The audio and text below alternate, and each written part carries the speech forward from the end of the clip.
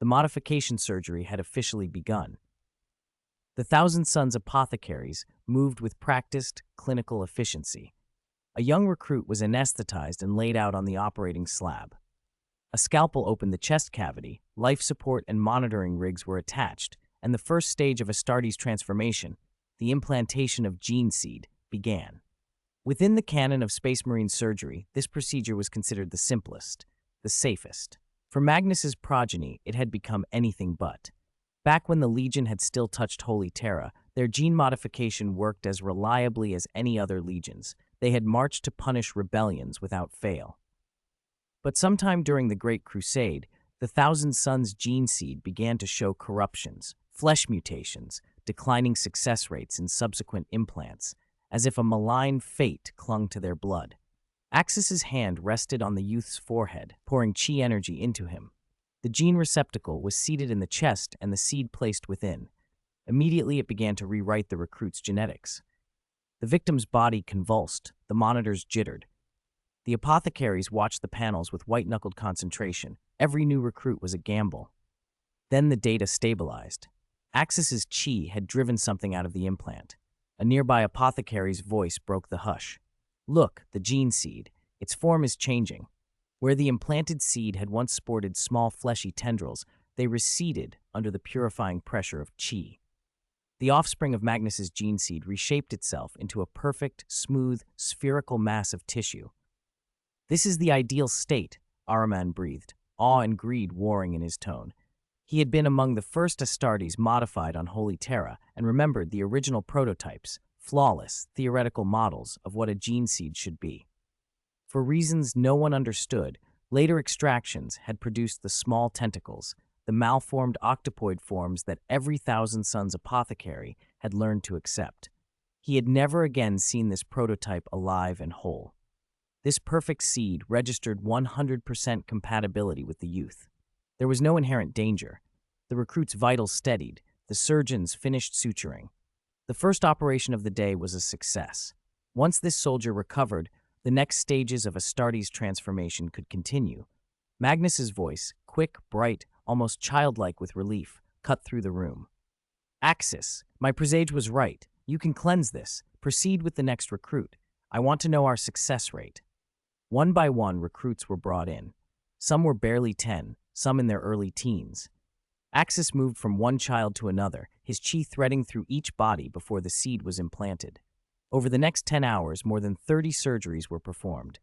Every one produced the same result: seamless fusion, a perfect seed seated in the chest cavity. "Praise the Gene Father," an apothecary said, smiling despite himself. "We'll gain at least 20 new battle brothers." "No," Magnus corrected, eyes shining with a certainty that went beyond mere hope. "I see 30, all of them perfect." It was not bravado. In the weave of his prescient sight, Magnus had glimpsed this outcome in several possible futures. Each of these youths growing into true Thousand Sons, bearing faultless gene seed. Axis had finished his hands-on work, but lingered over the implants, holding the seeds in the light of his chi. Something else lingered within them, an energy alien and faint, more potent and more subtle than the common flux of the warp.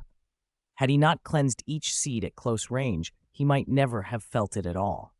It had been trying to insinuate itself into the perfect seed, into Magnus's lineage. It was a targeted corruption. Someone, or something, had a grand design.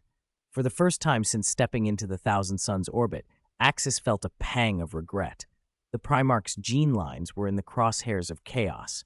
Magnus, the most psychically attuned of them, was an exceptionally easy mark. He had helped this day's 30 recruits escape immediate infection, but he could not guarantee their future. Once they became battle brothers, once their own seeds were cultivated and harvested from the thyroid every 5 years, exposure in combat and use of psychic power could invite mutation again. Magnus, oblivious to the shadow Axis felt, beamed. "Stay. Help me build a stock of safe seeds. If you can produce this many, we can repopulate the Legion with purer lines." Leman Russ, who had kept a guarded watch all morning, nodded. He had his own concerns. The Wolf Guard's gene seed carried the werewolf curse in a small, manageable fraction. If Axis could cleanse Magnus's corruption, perhaps he could cleanse Russ's problem as well. Russ's face betrayed a hope he refused to voice fully. Ahriman, molten with avarice at the thought of such power, spoke before anyone could temper him. Axis, stay with the Thousand Suns. Be our exchange. We could learn so much from you.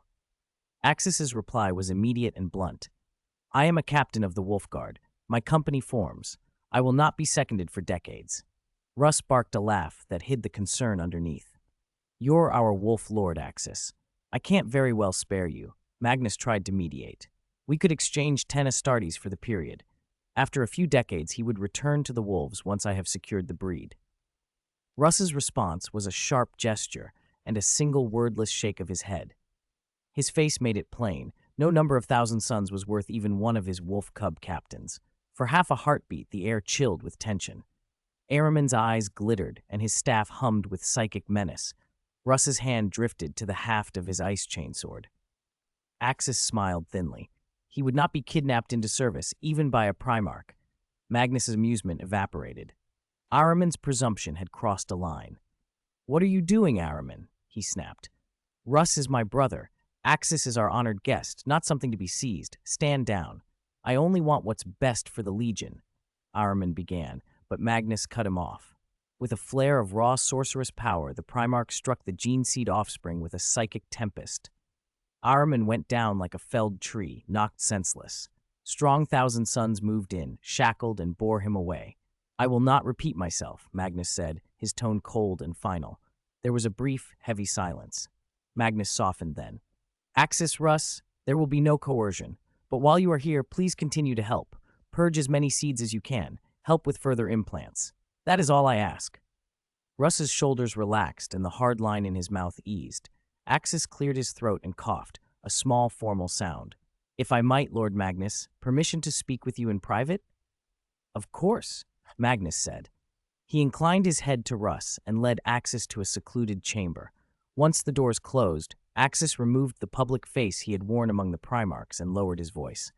Magnus, he said, I did not come here without a reason. I have a request. Chapter 82, Soul Duplication, a spell to project a soul clone. You can speak plainly, Axis. You've done me a great service this time. If there's anything I can do for you, I will, Magnus said. Magnus, you're the most powerful of the Gene Seed Primarchs in psychic power, and Prospero has many mighty psychers, doesn't it? Axis asked. You flatter me.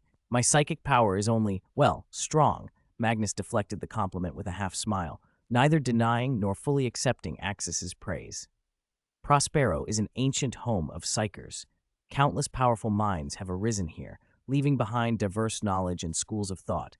There is all manner of sorcery. But Axis, you are not a psyker. Most of those things will be of no use to you. Unlike many in the Imperium, Axis did not share the visceral hatred for psychers that Rogel Dorn had voiced since his return. Dorn had urged restrictions, denounced the Emperor's use of them, but Axis understood a harsher truth. Without psychers, the Imperium could not navigate the warp, could not conduct star-spanning communication. Navigating the warp requires the navigator families. Interstellar telepathy is the domain of the astropaths. Even the Geller field depends on psychers. The field's maintenance is effectively a burning of psyche, psychers used as fuel. The Imperium drew on psychers in every function, yet denied them due status. What had these people done to deserve such treatment? Magnus, Axis said bluntly, could you help me create a soul projection? I want a soul clone that can exist in the warp. You mean, use psychic power? Magnus asked, surprised. Ordinary humans fear psychers. To become one is terrifying because there are only two options: serve the Imperium willingly or be used by it.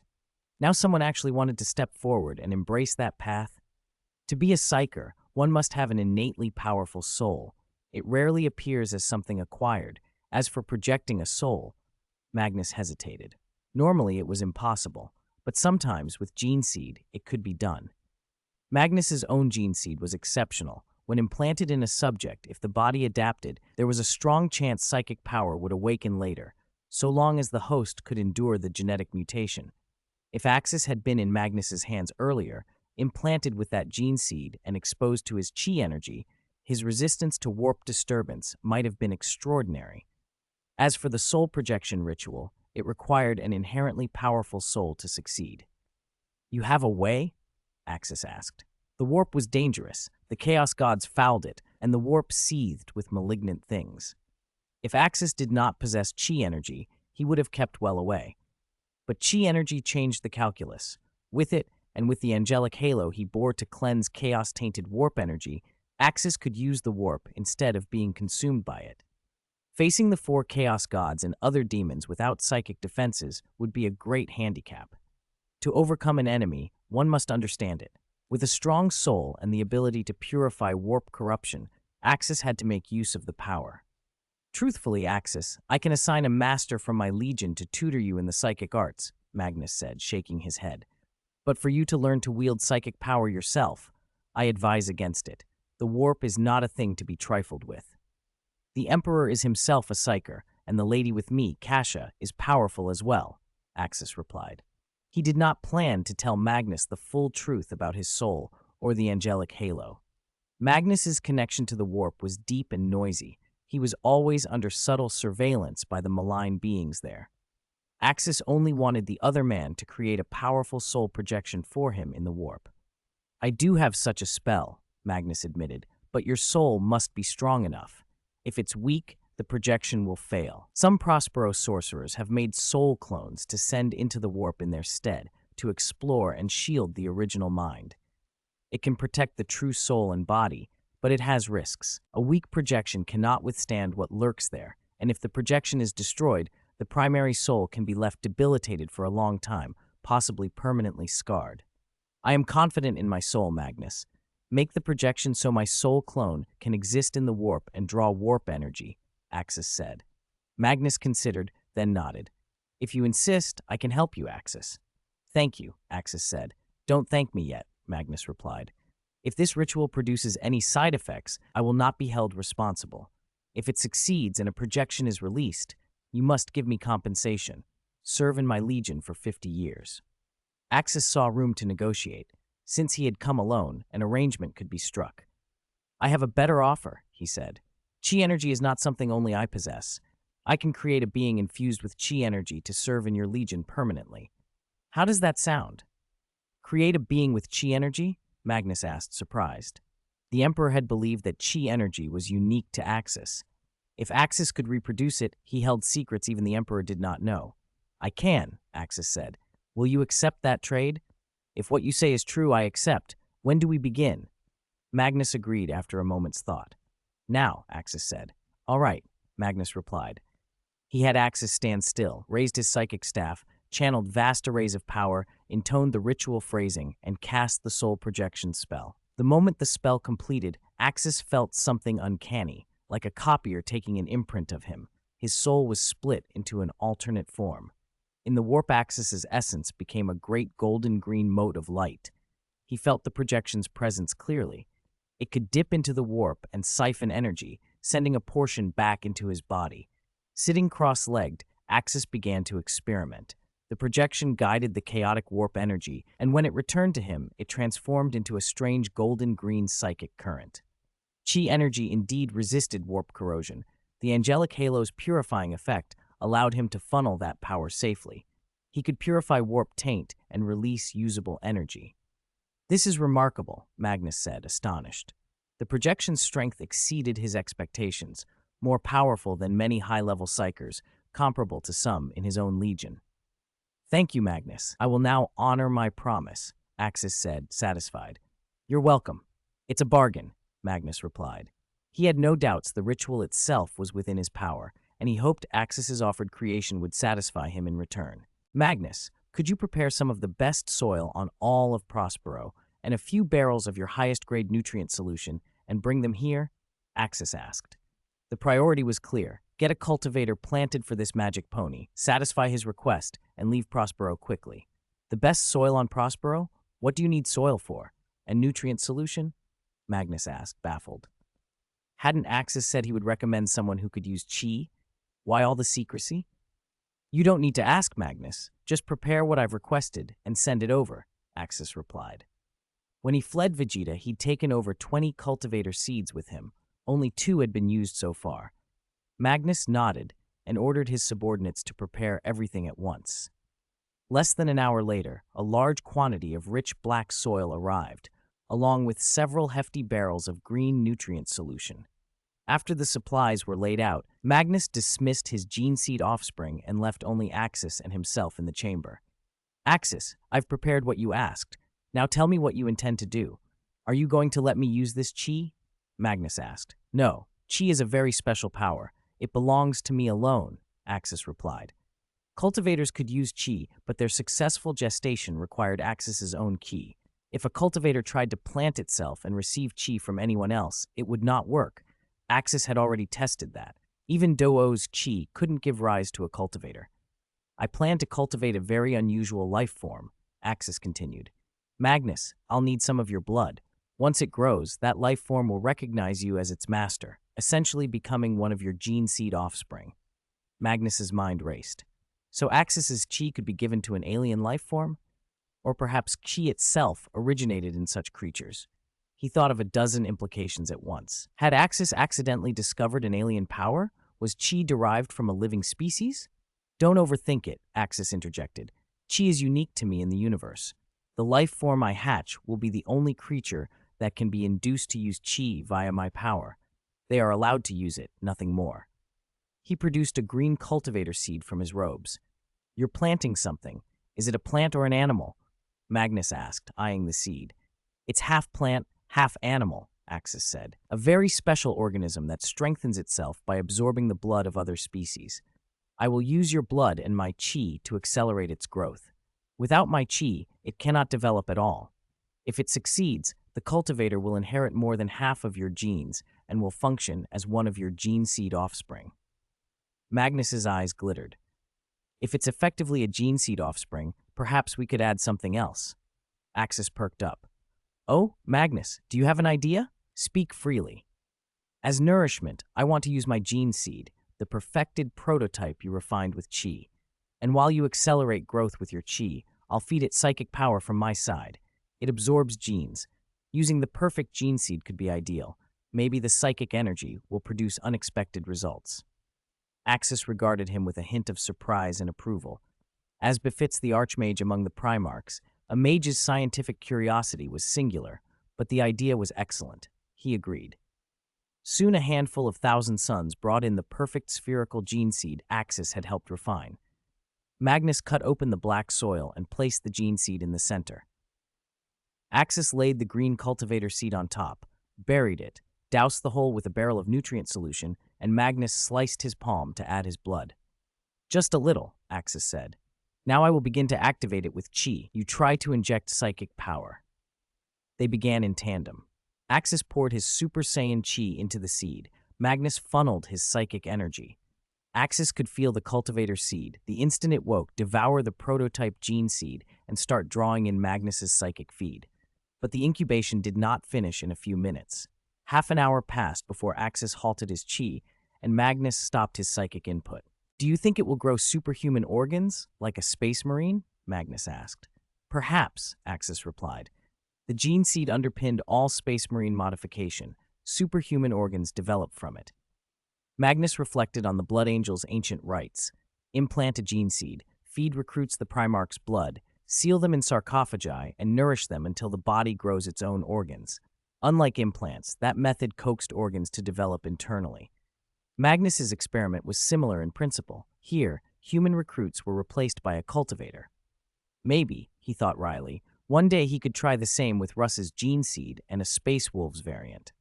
Hours passed. The soil's nutrients dwindled. Axis topped up the solution more than once, and even called for more earth. Through his key perception, he watched a monstrous, red tumor form in the soil, a growth over 3 meters tall, housing some vigorous life within. After 12 hours, the organism finally broke free. They had erected a psychic barrier around the chamber to keep its aura contained. The soil burst open when the dust cleared. A grotesque, muscular figure stood before them.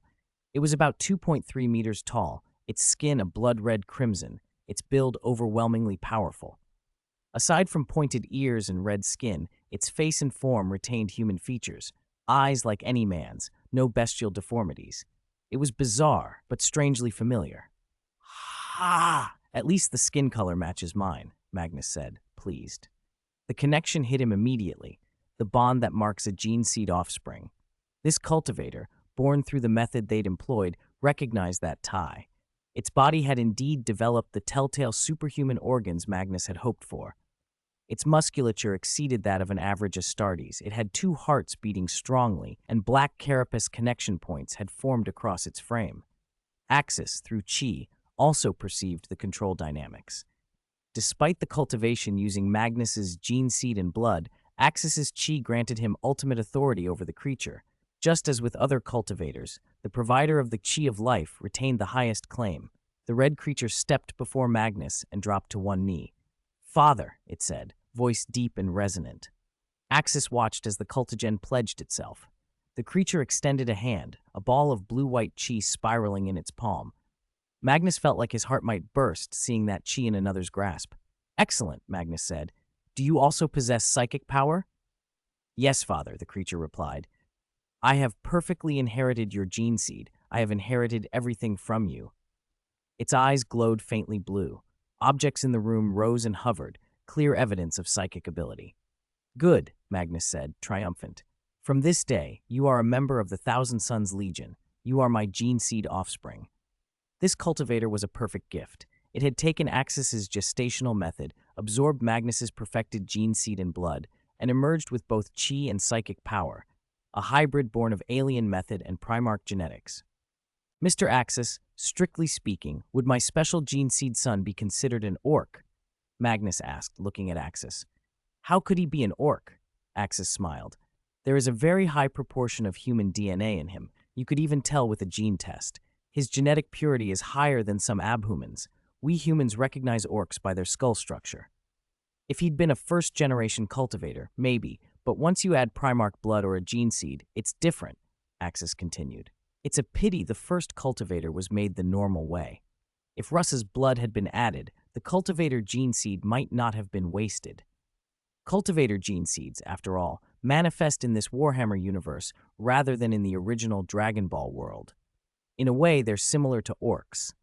I still have over 20 gene seeds stored. I won't hand one out to every Primarch's line for free. I can try cultivating some on Catachan. I'll conserve the rest. In the meantime, I nourish them with my Chi to keep them viable and keep them in stasis fields so they remain preserved." "Yes, we didn't even meet today," Magnus said with a laugh. "This gene seed boy of mine has been a human growing up on Prospero since childhood. Right, Axis?" Axis put on a bewildered expression. "What are you saying, Lord Magnus? That man beside you is your gene seed son? How would I know his origin?" Magnus laughed. "Axis, you're amusing. Come by more often. I'll teach you techniques for using warp energy." The two shared a look and a private understanding. This had to be kept from the Emperor, at least for now. Researching orc-related anomalies and warp techniques was something the Emperor would not tolerate. Even a gene seed Primarch who violated that taboo would face severe consequences. Cultivators were less dangerous, aside from the first one. The remaining two were easier to manage, just odd skin tones. Axis had seen Imperial recruitment posters where abhumans and mutants looked stranger than aliens. Magnus planned to hide everything that had happened in the laboratory that day. Axis's breakthroughs, Axis assisting in producing new recruits, and anyone involved. He would erase mortal memories with psychic power. No civilian would be permitted to leave Prospero. His gene seed son would carry no hint that Axis had ever been involved. "Mr. Magnus, for the upcoming gene seed evolutions, shall I assist or would you have your son do it?" Axis asked.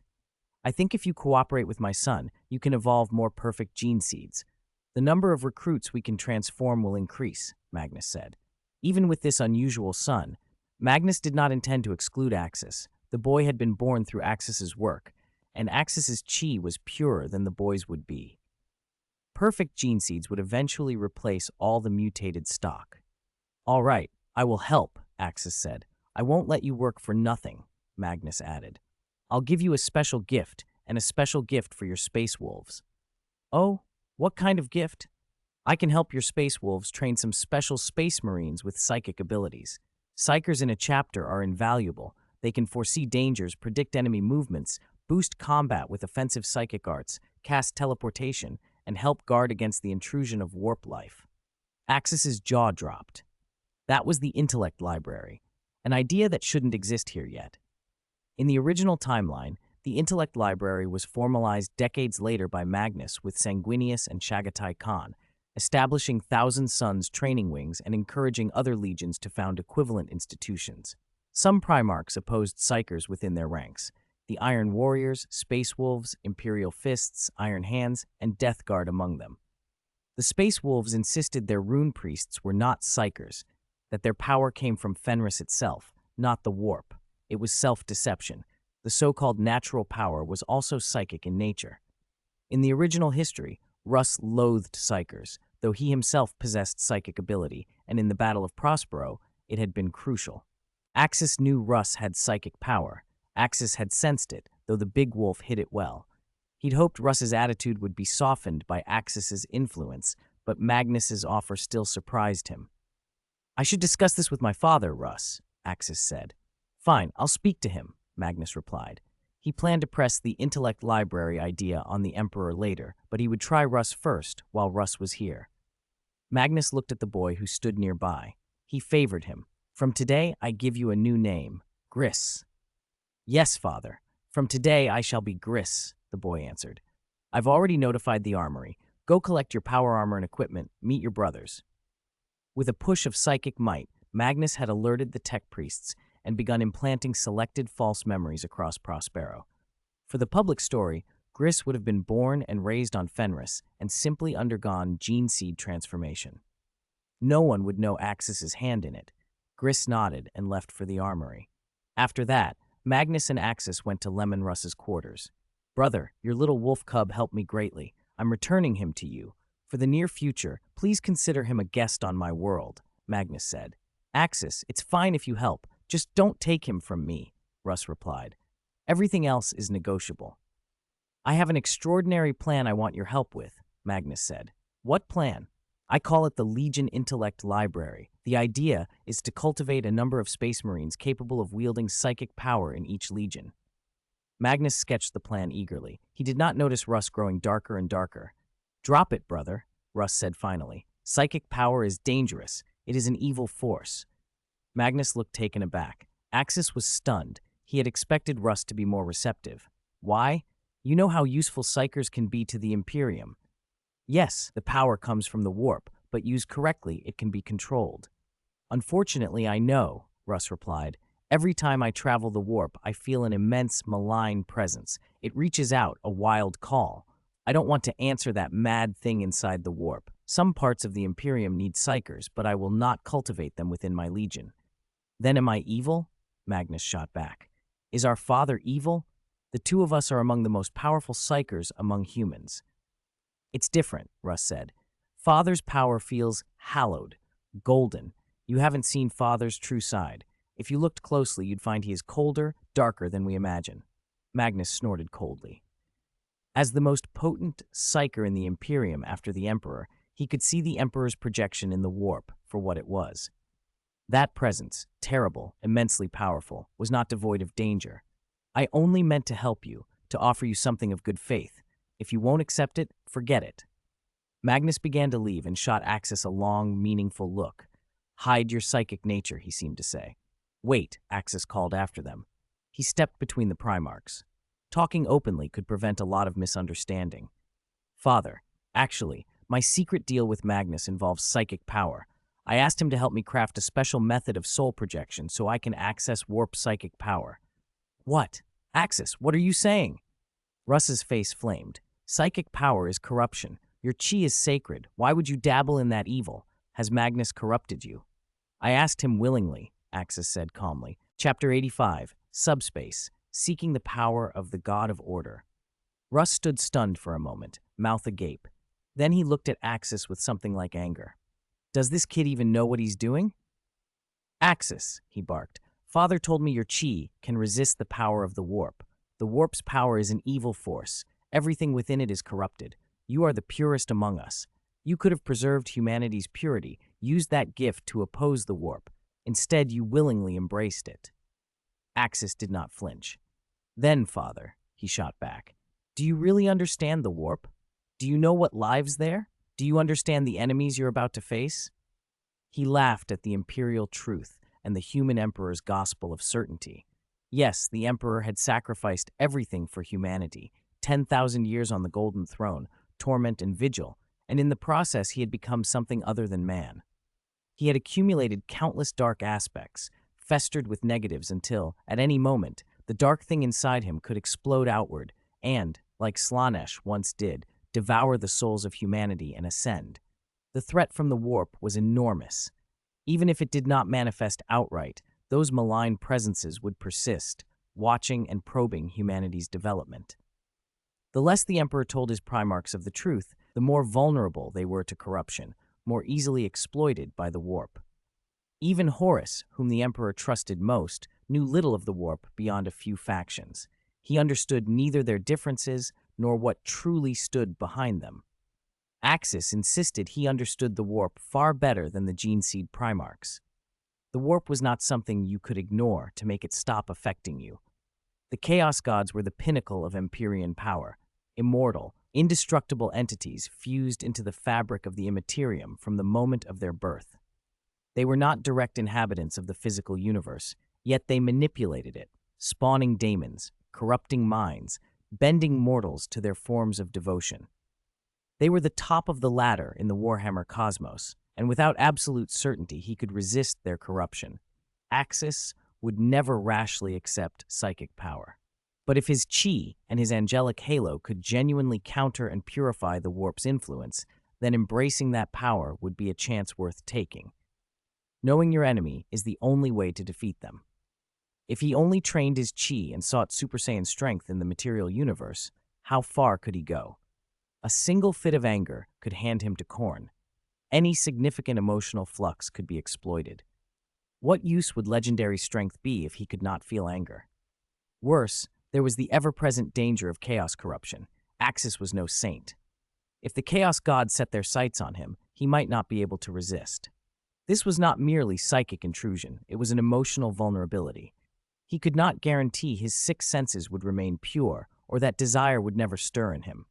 If he lacked joy, anger, sorrow, fear, what would separate him from a corpse? One small lapse, and the Chaos Gods could take him. No one can be guarded forever. If his chi could not effectively counter warp infection, Axis would have developed cautiously in the physical realm.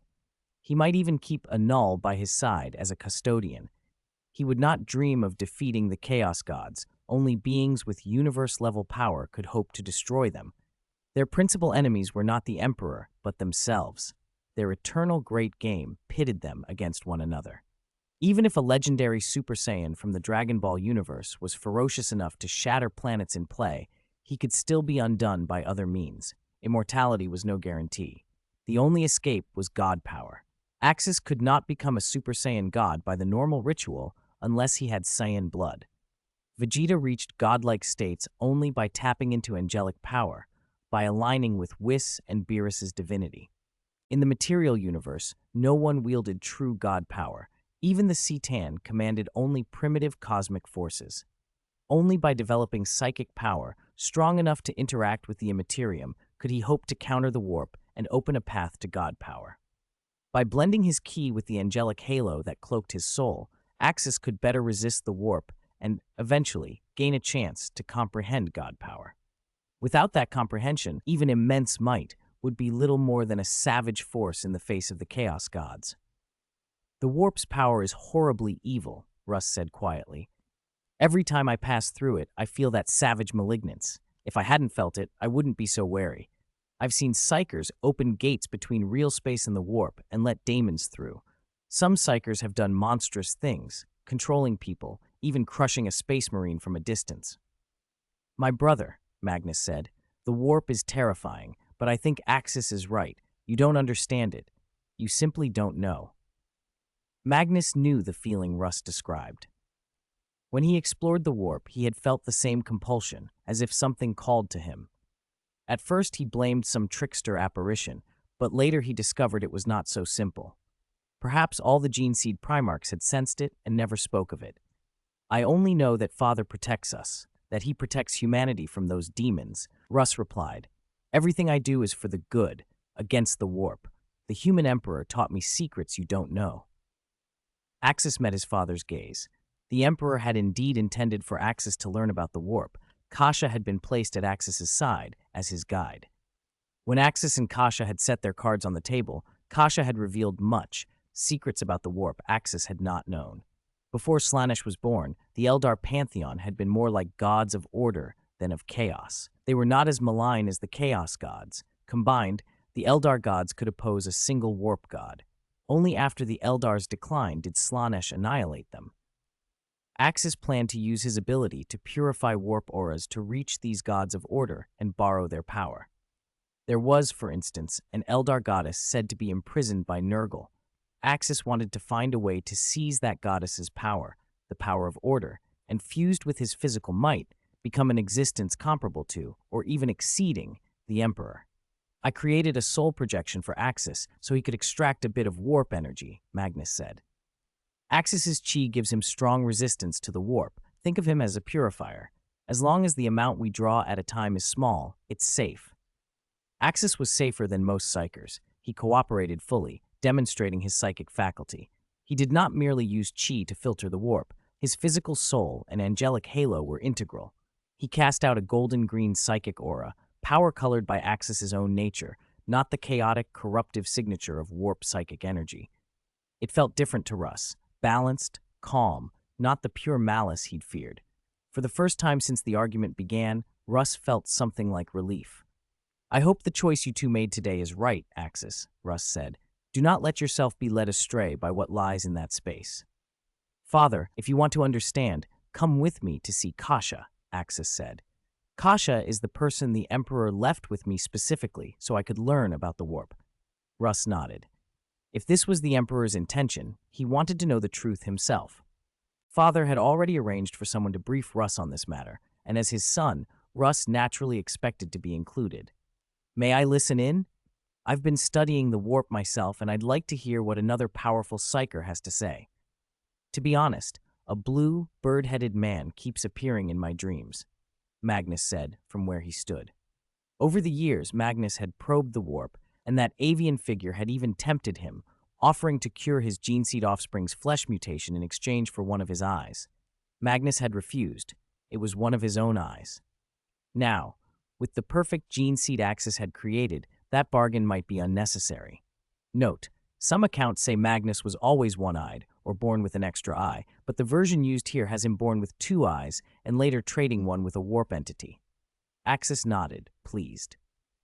A blue bird-headed man, Tzeentch, was not hard to identify. His motto was practically, everything is going according to plan. Given the timing, it made sense that Tzeentch had fixed his attention on Magnus. The Thousand Sons gene seed corruption likely had ties to Tzeentch. No problem. Wait here a moment. I'll go fetch Kasha, Axis said, and left to find Kasha. Axis had been speaking with Magnus over the last 2 days. Kasha, by contrast, had secluded herself, meditating in her room without leaving. Kasha, I need your help. Please tell Russ and Magnus everything you know about the warp, Axis asked when he found her. Kasha stared at him, disbelief written across her face. Axis, what are you saying? The Emperor forbids revealing any warp intelligence to the Primarchs. Very few in the Imperium knew the true nature of the warp. Officially, it was only the Emperor, Micardo, and a handful of others. Father had explicitly warned that the gene seed Primarchs must not be told anything about the warp. He had given Kasha permission to tell Axis, but telling anyone else was forbidden. Understanding the horrors of the warp helps you deal with them, Axis argued. We're not asking the Primarchs to venture into the warp, only to understand what it is. No, Kasha shook her head. If I reveal this and the Emperor finds out, he'll lock me in the dungeon again. Her father was a man of his word. She had once been implicated in her mother's grave mistake, and the guilt had cost her decades of imprisonment. She wouldn't risk another offense. Trust me, Axis said, taking her hand, his expression grave. Soon I'll use something the Emperor cannot refuse to completely absolve you of your crimes, and even have you recognized as Imperial Princess. Kasha's resolve faltered, but only slightly. You don't understand the gene seed Primarchs. My mother had a theory. These Primarchs are lesser gods from the warp, not ordinary gods, but gods born of humanity itself. Our species' psychic strength and population make the birth of such human gods inevitable. For reasons unknown, Father obtained them. If the Primarchs truly awaken, they may well return to the warp. Kasha didn't know everything about the Primarchs, but one fact stood out. The Emperor did everything he could to keep them from touching the warp. Then why not ask the Emperor? Axis suggested. He planned to play his trump card and show Huang Laohan something unprecedented. What are you talking about, Axis?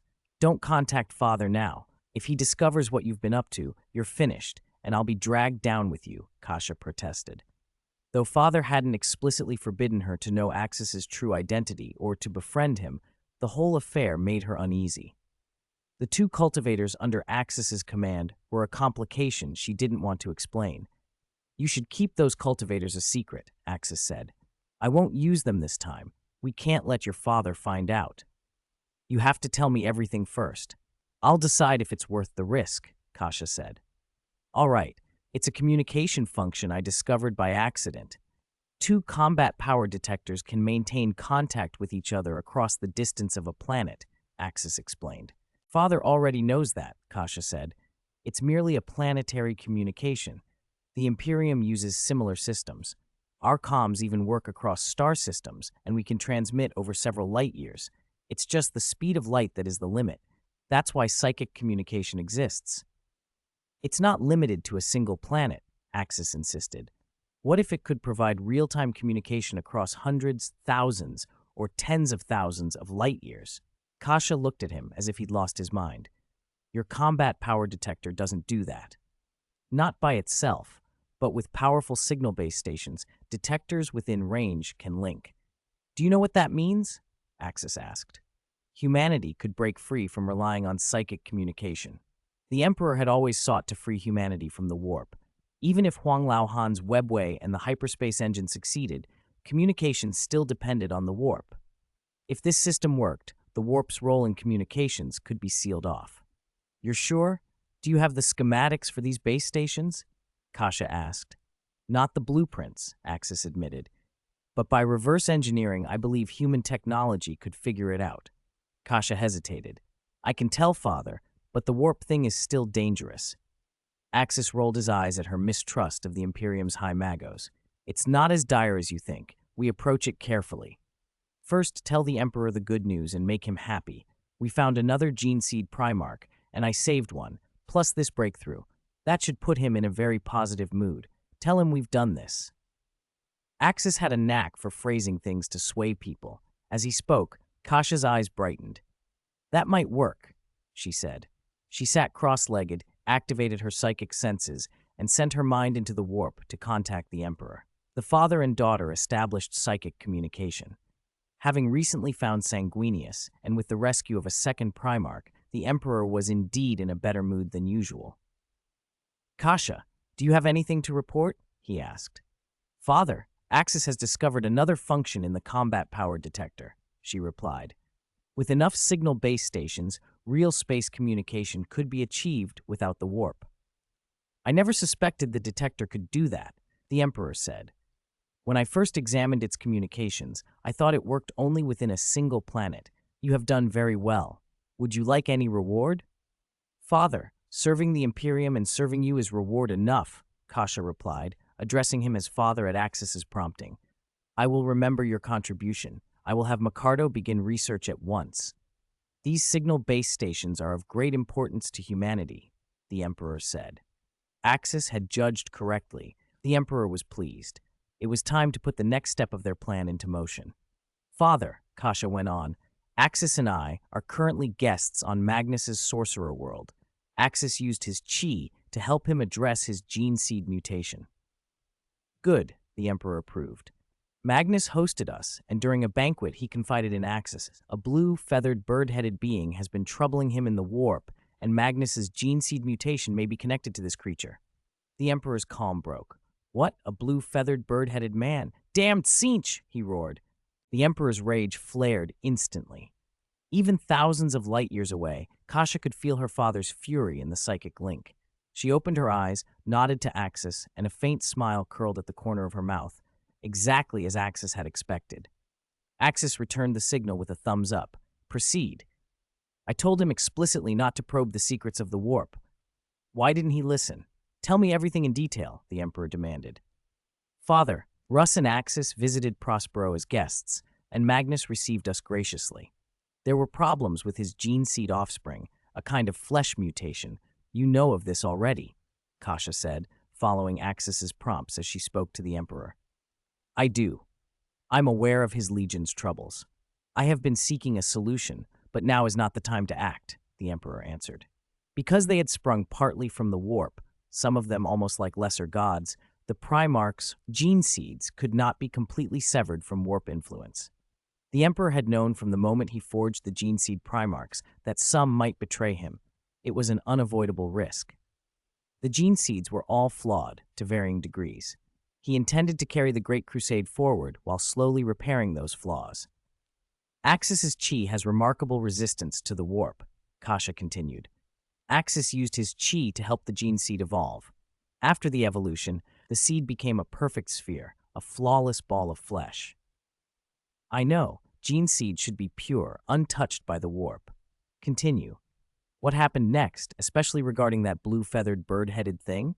The Emperor asked. He had underestimated Axis's chi. It did indeed have purifying properties. If it could restore gene seed to a perfect state, then in theory the risk of warp infection could be controlled. After Axis's chi restored a perfect gene seed, the success rate of surgical modifications among new recruits rose dramatically. Magnus was pleased and even invited Axis to stay with his legion for a time to help fix the gene seed problem. Russ and Axis agreed to remain for a month and a half to evolve a batch of stable seeds for the legion. But there was an incident. Magnus proposed creating an intellect library, an experiment to modify a group of Astartes with psychic potential within each legion. Axis approved, but Russ was displeased, and they argued. In the heat of it, Magnus revealed that a blue-feathered, bird-headed warp entity had once offered to fix his gene seed problem, demanding he sacrifice one of his eyes. Magnus refused, but he asked me to report the matter to you. That Birdman does not seek Magnus directly. It sometimes enters his dreams, Kasha finished. Well done. This should have been reported immediately, the Emperor said, satisfied. His ban on Primarchs investigating the warp had been born of fear they would be targeted by the Chaos Gods. Now one already had been. If he'd known nothing, that Primarch's fate could have been sealed. The four warp entities loved tricks and temptations, especially the Blue Birdman. Fortunately, Kasha had told him. Otherwise, it might have been irreversible. Tell Magnus to contact me right away. I will use my psychic power to help him resist that warp creature. Tell him never to trust any words from those warp evils. Dismiss them as nonsense, the Emperor ordered. Yes, Father, I will tell Magnus. Good. This was discovered early. There's no immediate danger. When you can, have Axis baptize Magnus with his chi, the Emperor added. If Axis's chi could restore infected gene seed, then exposure might also lessen the warp's influence on Magnus himself. I understand, Father. Anything else to report, Kasha? If not, I'll speak with Magnus directly. There's one more thing. Russ already knows about this, about the Blue Birdman, and he has his own questions about the warp. He says that every time he travels through the warp, he hears a strange call, a wicked, barbaric summons, Kasha said. Silence held on the Emperor's side for about 10 minutes. He resumed the psychic link. Did you complete my order to warn Axis about the horrors of warp existence? He asked, not yet mentioning Russ's revelation. He hadn't expected Russ to feel the warp's call too. If Russ did, what about the other Primarchs? Father, I did. I told Axis about the horrors of the warp, including the 4 great daemons. On our last warp journey, we were even attacked by daemons. Axis and I fought off daemons of Khorne and Slaanesh together. Since Russ already suspects, and you have informed Axis, you may disclose appropriate warp knowledge to Russ. Tell him that under no circumstances may he trust anything said by a warp entity. They are all corrupt, the Emperor said, still uneasy. Chaos was acting sooner and more aggressively than he had anticipated. I will convey your orders clearly, Father. Be careful. I must return to Holy Terra to meet the second Primarch and handle the rebuilding of the Second Legion, the Emperor said, beginning to cut the connection. Father, Axis and I have a conjecture. We're not sure whether we should tell you, Kasha blurted. What is it? Magnus and Leman Russ both feel that strange call in the warp. Do other Primarchs feel it too? Or have they concealed it from you? Kasha asked, anxious. Again, the Emperor fell silent. If many of the Primarchs were hearing the warp's call, that would be catastrophic. The warp nature of the Primarchs was an intractable problem. Father, you should ask the other Primarchs whether they feel this. If they do, address it at once. At least give the Primarchs some of the truth. Axis says that only by understanding your enemy, knowing how terrifying it is, can you prepare and take precautions. A blanket prohibition might backfire. Curiosity could drive them to seek out the truth themselves, Kasha urged. I did not expect such insight from you and Axis. Micardo mentioned something similar. But the Primarchs are difficult to explain to. There are things you do not understand, and I don't yet know how to tell you, the Emperor replied. Father, I know you want to protect us and protect humanity from the warp's encroachment, but humanity cannot bypass the warp. Perhaps you should let the Primarchs and even some high-ranking Imperial officials understand part of the truth. Ordinary mortals can keep the Imperial truth, Kasha said, speaking boldly. Axis had told her the same. Only by understanding the warp could the Primarchs resist it. If they discovered the truth on their own, their attitude toward the Emperor might change.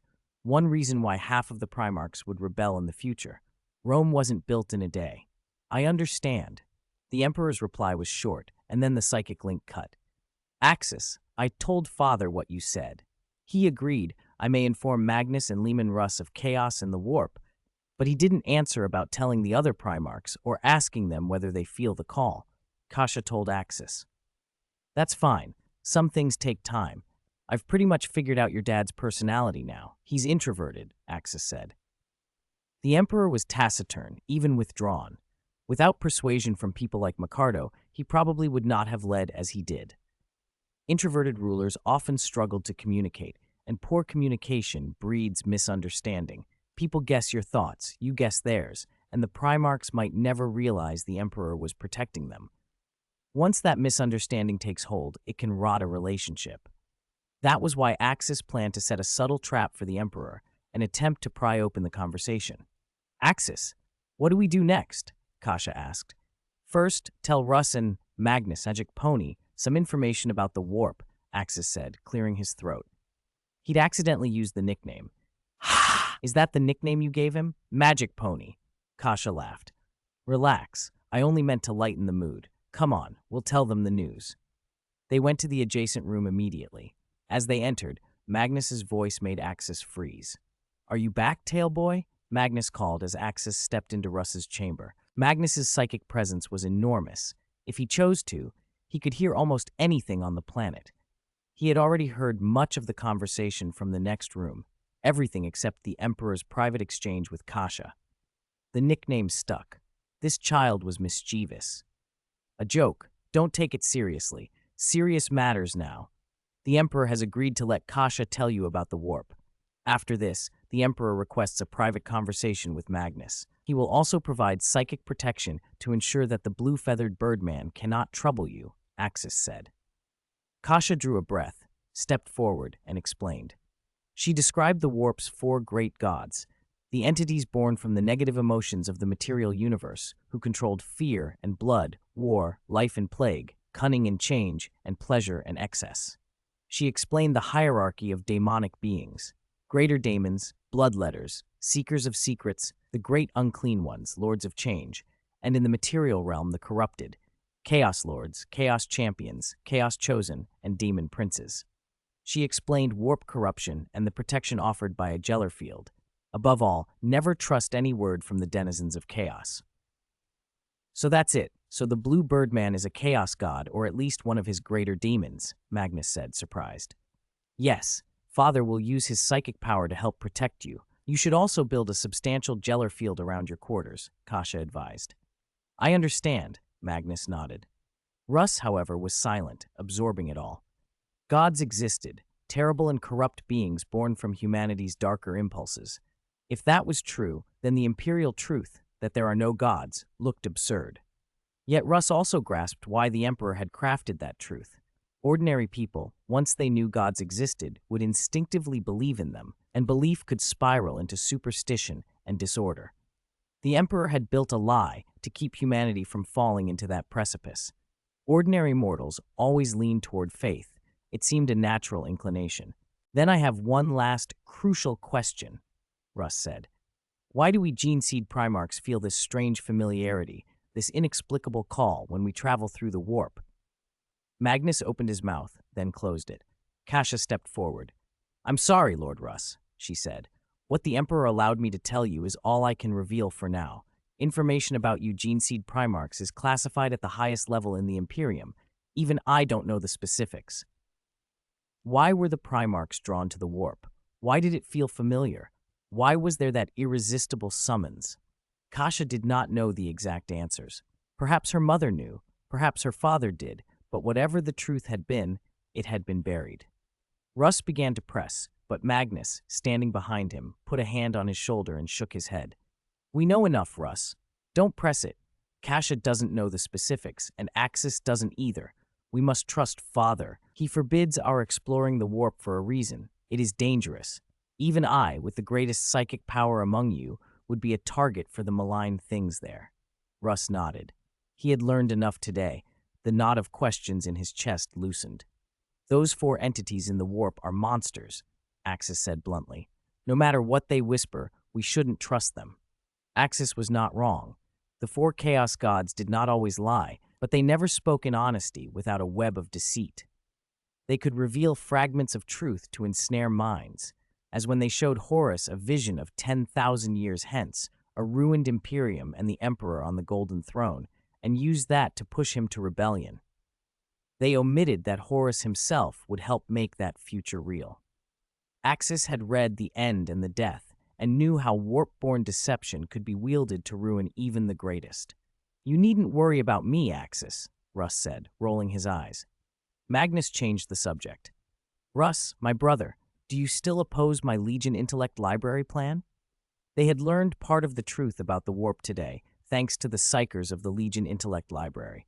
Magnus wanted to know if Russ would support the project. I agree, Magnus, Russ said. The Space Wolves will have an intellect library of their own. It will be an honor to take your help. Relief washed over him. With his questions quelled, the plan could move forward. Ha! I knew you'd agree, Magnus laughed. The Legion Intellect Library must be cultivated from youth. There are many young psychers on Prospero who would have been my recruits. I will give you the most promising among them. Implant them with your Space Wolves gene seed. Let them become your gene seed offspring. After all necessary modifications and Prospero's training, I'll send them to you. If Russ could be persuaded, Magnus's library had a future. Once Space Wolves' gene seed offspring were trained there, Magnus could point to the success as a model for other Primarchs and gain their support. Good. Tomorrow I'll bring some Space Wolves gene seed. Russ already had a plan. Once he returned, he would have Axis use his chi energy to purify the gene seed. If the gene seed could be perfected, perhaps the threat of the Wolfen Curse could be minimized.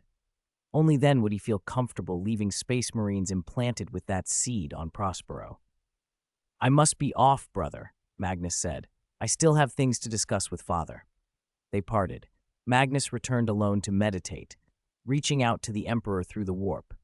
The Emperor soothed his son's concerns and ordered an enormous Gellar field be erected around Magnus's residence on Prospero, warning him to remain vigilant.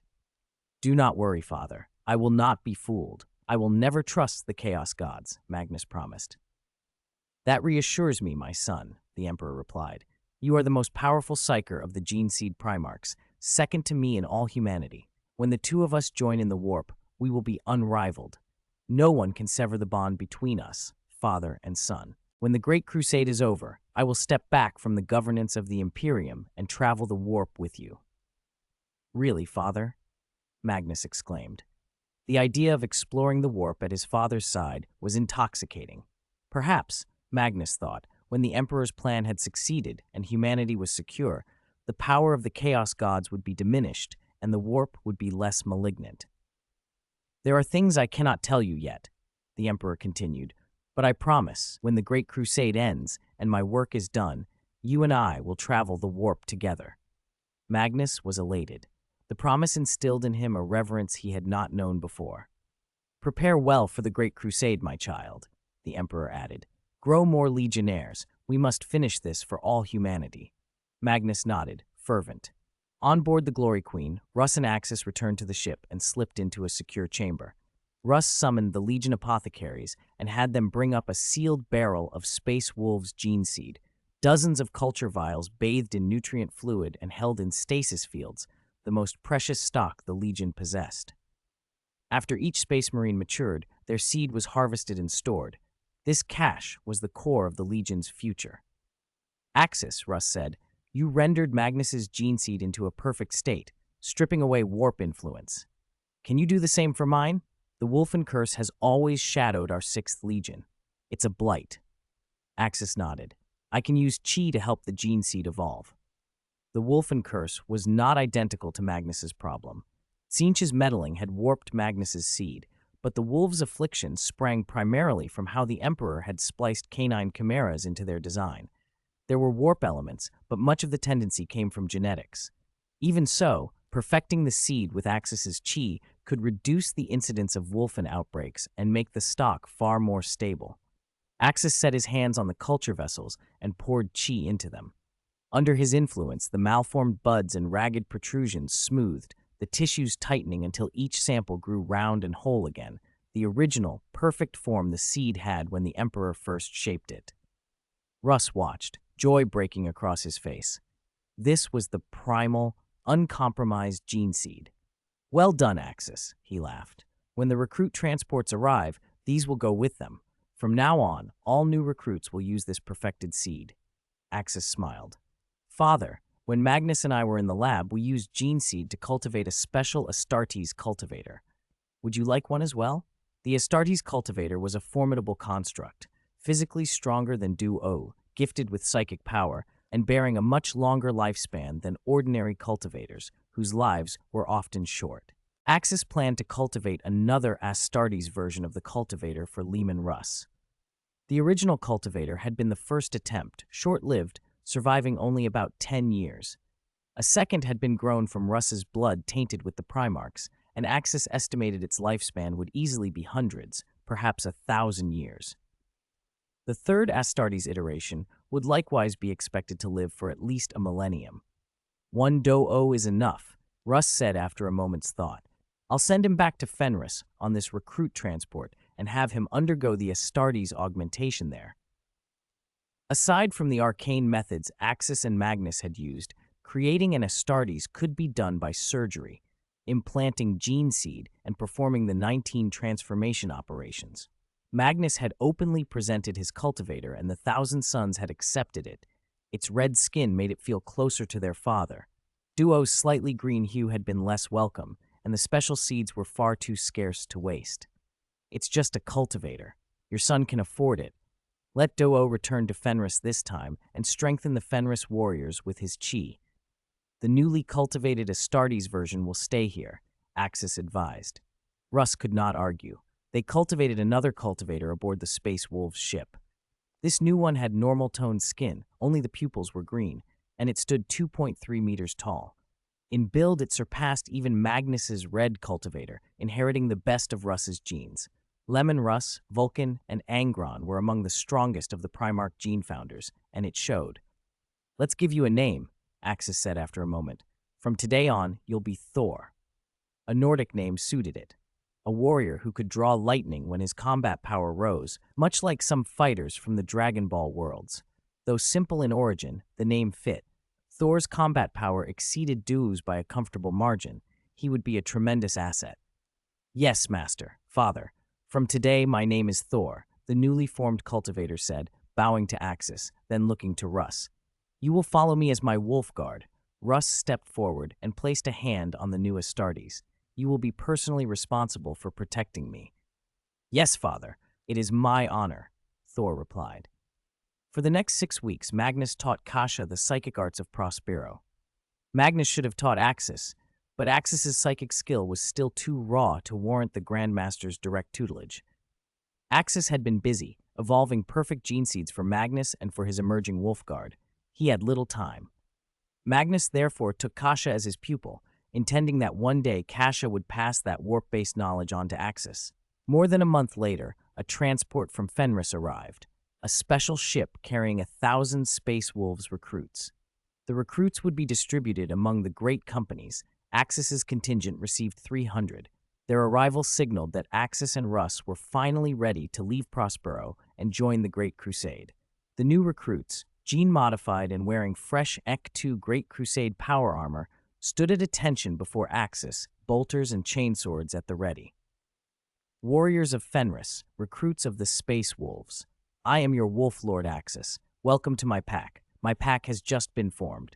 You will follow 100 veterans and myself into the Great Crusade, fighting for the Imperium of Man, fighting for the Wolf King. Axis roared, for the Imperium, for the Wolf King. The 300 pounded their armor and shouted, very good. Return to the ship and find your bunks. From now on, every 4 of you will form a combat team. 1 veteran leading 3 recruits. Learn from your elders. Axis had decided to organize his pack into squads of 4, 100 teams in total, so they could support one another on the field and operate independently when needed. New recruits would learn at the feet of veterans. Future detachments would be integrated the same way. Axis then turned the recruits over to his veterans to begin instruction. That evening, they held a grand welcoming banquet. For the first time, Axis sat in the Wolf Lord's seat aboard his ship, accepted the loyalty of his pack. To Wolf Lord Axis, the recruits and veterans cried, raising their cups. Ha! Drink up! From now on, we are one community, an unbreakable pack, Axis replied, lifting his cup with them. The celebration lasted through the night, keeping the mortals in service exhaustingly busy. Early the next morning, Axis boarded Russ's flagship, the Glory Queen. Today, Duo would sail to Fenris to receive the Astartes augmentation surgery, to strengthen Fenris's warriors and all future recruits with his chi, and to purify Gene Seed until it reached perfection. Thor would remain with Russ and take over the duties Duo had fulfilled aboard the ship. Father, Master, take care. Duo bowed to Axis and Russ as he stepped onto the transport. Goodbye, brother. Thor called, waving. The transport departed, and the brothers were separated. Russ and Axis returned to Prospero to take their leave of Magnus. The visit had been a success. Magnus stood waiting in his palace, Kasha at his side. Over the past month and a half, Kasha had learned much of Prospero's psychic tradition. Time flies, Magnus said. In the blink of an eye, you are ready to go. Russ's presence had brought him great benefit. All the unfit gene seed in Magnus's charge had been destroyed, leaving only perfected strains. Over 1,000 recruits had been modified in that span. Some already had their second hearts implanted. By the time they joined the Crusade, their augmentations would be complete, and they would be able to produce flawless gene seed in turn. Magnus's gene seed progeny would continue to refine the stock. Take care, my brother. I look forward to meeting you again in the Crusade and fighting at your side, Russ said, stepping forward to embrace Magnus. You take care as well. I will train your Legion's intellect library diligently. By my estimate, in about 20 years, they will graduate and serve in your Legion, Magnus replied. I look forward to having those intellect libraries serve in my Legion, Russ said. Lord Magnus, farewell for now. I hope that next time we meet, your 1,000 sons will have fully shaken off that warp taint, Axis added. I believe it is possible, Magnus answered. After the final goodbyes, Axis gathered Kasha and, together with Russ, returned to the Space Wolves' fleet. Thus began Axis's part in the Great Crusade. Their fleet slipped through real space into the warp, following a route already plotted by the Imperial navigators. Father, who is our foe this time? Kasha asked. Orders came from the Imperial Military Department, Russ answered. We head to an unknown sector. A human-ruled world there is under attack by orcs. We're to liberate it and eliminate the greenskins. Orcs, Axis sneered with delight. I request to go in alone. The orcs, rambunctious and battle-loving, were exactly the sort of challenge Axis relished. Ha ha ha! Very well, Russ said, amused. I'll have the rest of your brothers clear the battlefield for you. After a long warp jump, Russ and Axis's fleet emerged into an unfamiliar star system. It resembled the solar system, a single yellow dwarf at its heart, 5 gas giants, and 4 small rocky planets, roughly the size of Mars. Those inner worlds, however, orbited too close to the sun, scorched and unsuitable for terraforming. Farther out, near a massive gas giant, lay a planet in the habitable zone, a little smaller than Earth. Humans had discovered and colonized it long ago. After the warp storm ripped the galaxy apart, contact with the colony had been lost. When the Imperium finally re-established sightlines, the world had been almost completely overwhelmed. It was now an orc planet, green flesh and crude metal as far as the sensors could see. The orcs had turned on one another. With no enemies left, they shredded and slaughtered in endless, chaotic internecine war. Every day, new orcs were born. Every day, new war bosses rose. Thankfully, or so the assessment said, the orcs had not had the stimulation to develop beyond hot weapons. They had not become spacefaring. They were still confined to that single world. The ship's high-definition feed painted the scene below in brutal detail. Green bodies, ramshackle armor, crude banners, and a cacophony of war cries. Whack! The Imperium found this world a few years ago, an Imperial auxiliary officer said at Axis's side. Normally, a single planet like this could be taken by an Imperial army with Navy support. With orcs, it's different. They're a scourge. If you engage them with heavy technology and let them taste real war, you risk accelerating their evolution. For dangerous Xenos, you either exterminate them outright or you fight them close and dirty. The Imperium had already assembled millions of troops. They were waiting for the Geneseed Primarch to arrive and finish what the mortals could not. If the Primarch failed to eradicate the orcs, the world would have to be exterminatus, useless afterwards. Primarch, an Imperial general, asked, "The 721st Legion is in position. Millions of soldiers are ready. How shall we proceed?" Russ didn't answer the officer directly. He spoke to Axis instead. Those inner worlds could be shoved into better orbits with stellar thrusters and terraformed. There are moons around the gas giants that could be turned into mining or fortress worlds. Axis nodded. We can take 2 of those as agricultural worlds. Make the system largely self-sufficient. The mortal commanders exchanged incredulous looks. They couldn't follow the conversation between a Primarch and his captain. The Space Wolves found this planet first, Russ said with a bark of laughter, so we take a share of the taxes. Not now, an Imperial Navy officer protested. We need to decide the operation. Intelligence estimates hundreds of millions of orcs on the surface. Russ waved the concern away. Don't worry, after today, none of them will be left. The mortal officers were unsettled. Taking a planet with hundreds of millions of orcs in a few hours was preposterous, even for an Astartes host. Sir, even Exterminatus would take a day or 2 to totally destroy the world. If you plan to use it, we didn't need these troops. I'm not using Exterminatus, Axis said. Tell all landing forces to touch down in 12 hours.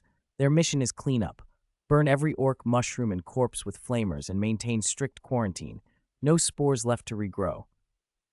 Execute that order, Russ added. The mortal commanders saluted and began mobilizing the cleanup forces, uneasy but obedient. Axis and Russ stepped toward a drop pod.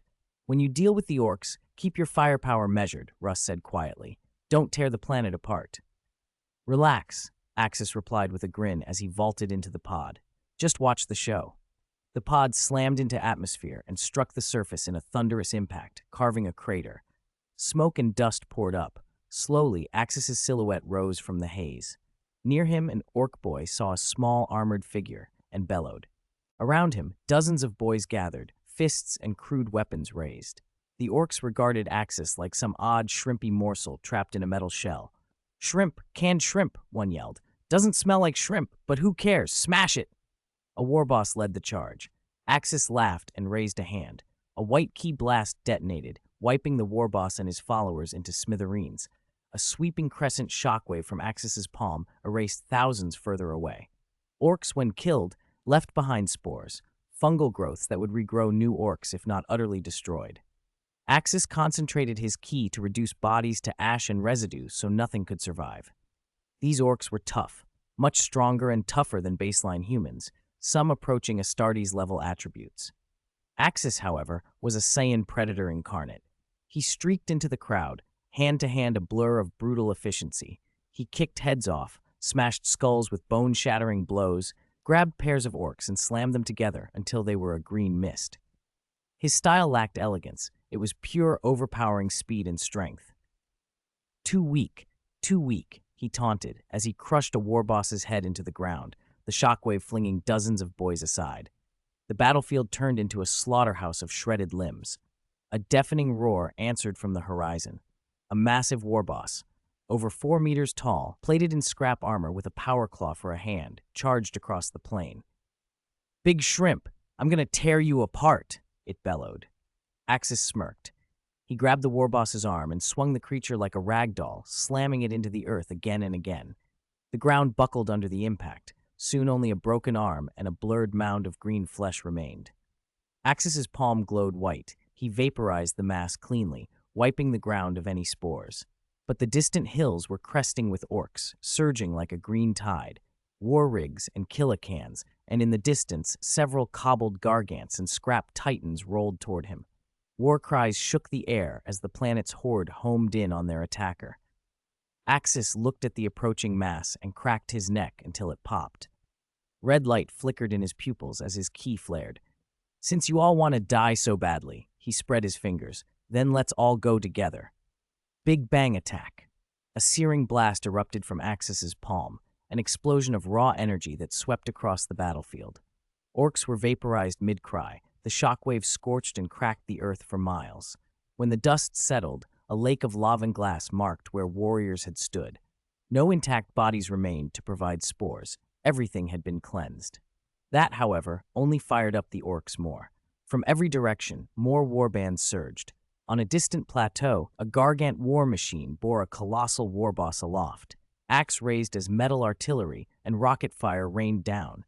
Axis stood unmoved as bullets and rockets hammered the ground around him.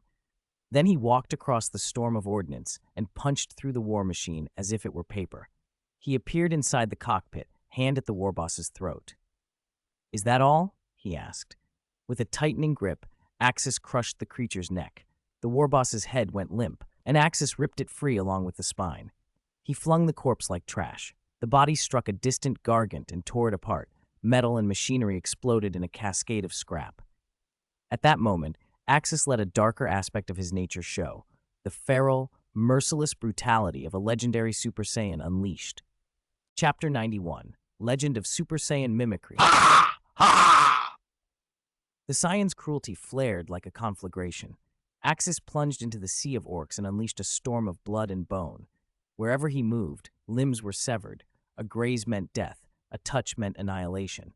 Golden green ki boiled off him while his black hair acquired an odd blue-red sheen. A golden aura washed over his whole body. The pressure he radiated made nearby orcs burst into fragments. Axis lifted off slowly, climbing high into the sky as he condensed a massive ball of energy between his hands. He hurled it into the densest cluster of orcs. A blinding white light swallowed the battlefield. When the glare faded, only a scorched crater remained for tens of kilometers in every direction. Not a single orc was left. Even the most bloodthirsty orcs in the cosmos cowered at the hellish sight. "He's not a shrimp. He's not a shrimp," some muttered. "Shrimps aren't this strong. He's stronger than any boss." Panic rippled through the survivors, but there was nowhere to run. Roar. Axis released a primeval shout, and ki surged from him like a second sun. The Terminator power armor he wore began to groan under the force. With a final snap, it could not withstand the flood of energy. The armor shattered apart, raining metal fragments to the ground. Now Axis stood only in a simple battle suit. The heavy armor was gone. His muscles swelled, and in an instant he grew from a 2.1-meter brawler to a 2.3-meter colossus. His eyes went white, and an indescribable malice radiated from him. He screamed, and countless silvery energy discharges burst from his skin, detonating across the planet's surface. The spectacle stunned even the crews of the Imperial Navy and Army ships watching from orbit. Could a human do this? Was any biological life capable of such devastation? The whole planet seemed to shudder. The sky and ground shifted color as a towering aura rose. The ki eruptions from Axis's body lashed out indiscriminately at every orc. Explosions rolled across the world until smoke choked the sky and the crust fractured in agony. Axis hovered at the ragged edge of the atmosphere like a god. Report, detecting intense energy fluctuations on the planet. The entire planet appears to be trembling. A radar tech of the Imperial Navy stammered. He could hardly believe the readings. If the energy kept climbing, the planet might be at risk of being torn apart. What does that kid Axis even have in him? Russ, watching the feeds, breathed in awe. From the tactical displays, it was obvious. Axis's attacks reduced orcs to nothing like weeds before a storm. The ground where he powered up had become molten. The orcs were annihilated wholesale. If this continued, humanity would soon witness a scene like hell itself. Axis formed a glowing green sphere in his palm and lazily tossed it across the planet. It detonated on the opposite continent in a mushroom cloud that split the sky. The entire region was consumed. None of the orcs there had even seen Axis in person. Ha! This is the true power of the legendary Super Saiyan, Axis cried, clenching his fists as power surged from every fiber of his being. Every cell was releasing ki. A deeper, darker rage smoldered in him, eager to break whatever shackle held it. He had not yet gone completely mad. With his enhanced brain, specialized brain core, and powerful psychic power, he kept that rage in check. This was the safest form he could use, Super Saiyan mimicry.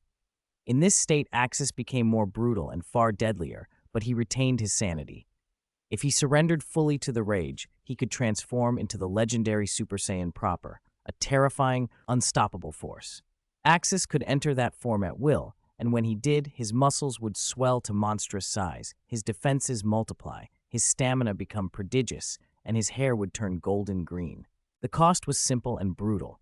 The legendary form turned him into a living weapon, a demon Saiyan whose ki kept rising, driving him toward berserk blindness until exhaustion killed him.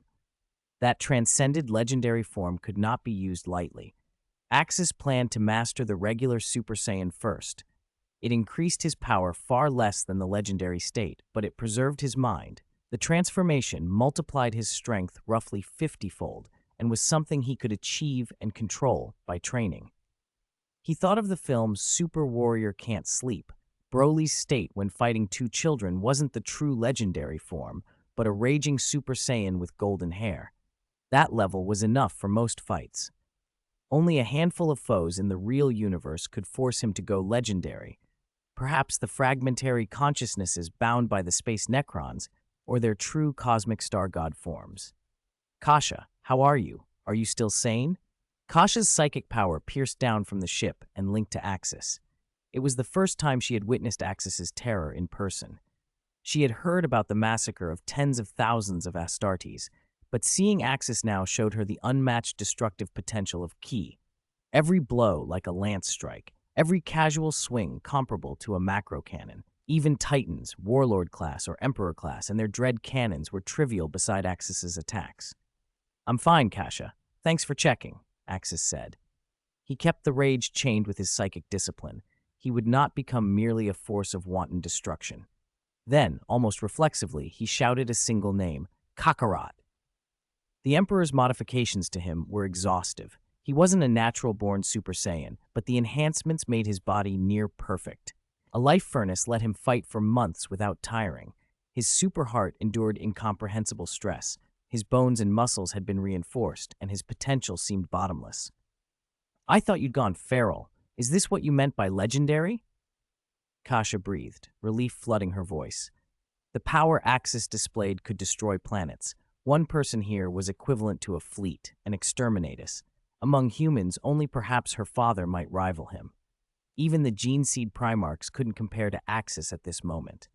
"No, Kasha, I haven't become a legendary Super Saiyan. This is Super Saiyan mimicry," Axis said.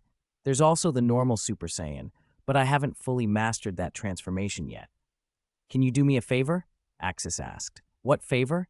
"Tell Russ and the others to prepare to send mortal forces to reclaim this planet. The mission's complete," Axis ordered. His automatic ki discharges had already bombarded the surface once. Most orcs were dead. Any stragglers could be mopped up by the incoming troops. "I understand, Axis," Kasha replied, and the link cut. Axis let the power drain away. His hair returned to black. His frame shrank back to 2.1 meters. He glanced at the ruins of the Terminator armor and gave a wry smile. For the first time, he truly appreciated the value of a good battlesuit. Chapter 92. The Great Crusade is the norm. Either serve the Empire or be crushed by it. After Axis finished his devastation of the orcs, a great number of Imperial drop pods impacted the surface, and mortal troops began to deploy. What met them was an apocalyptic scene. The planet looked as if it had been bombed clean. Terrain and environment alike had been altered. The soldiers stood stunned as they began the grim work of clearing the battlefield.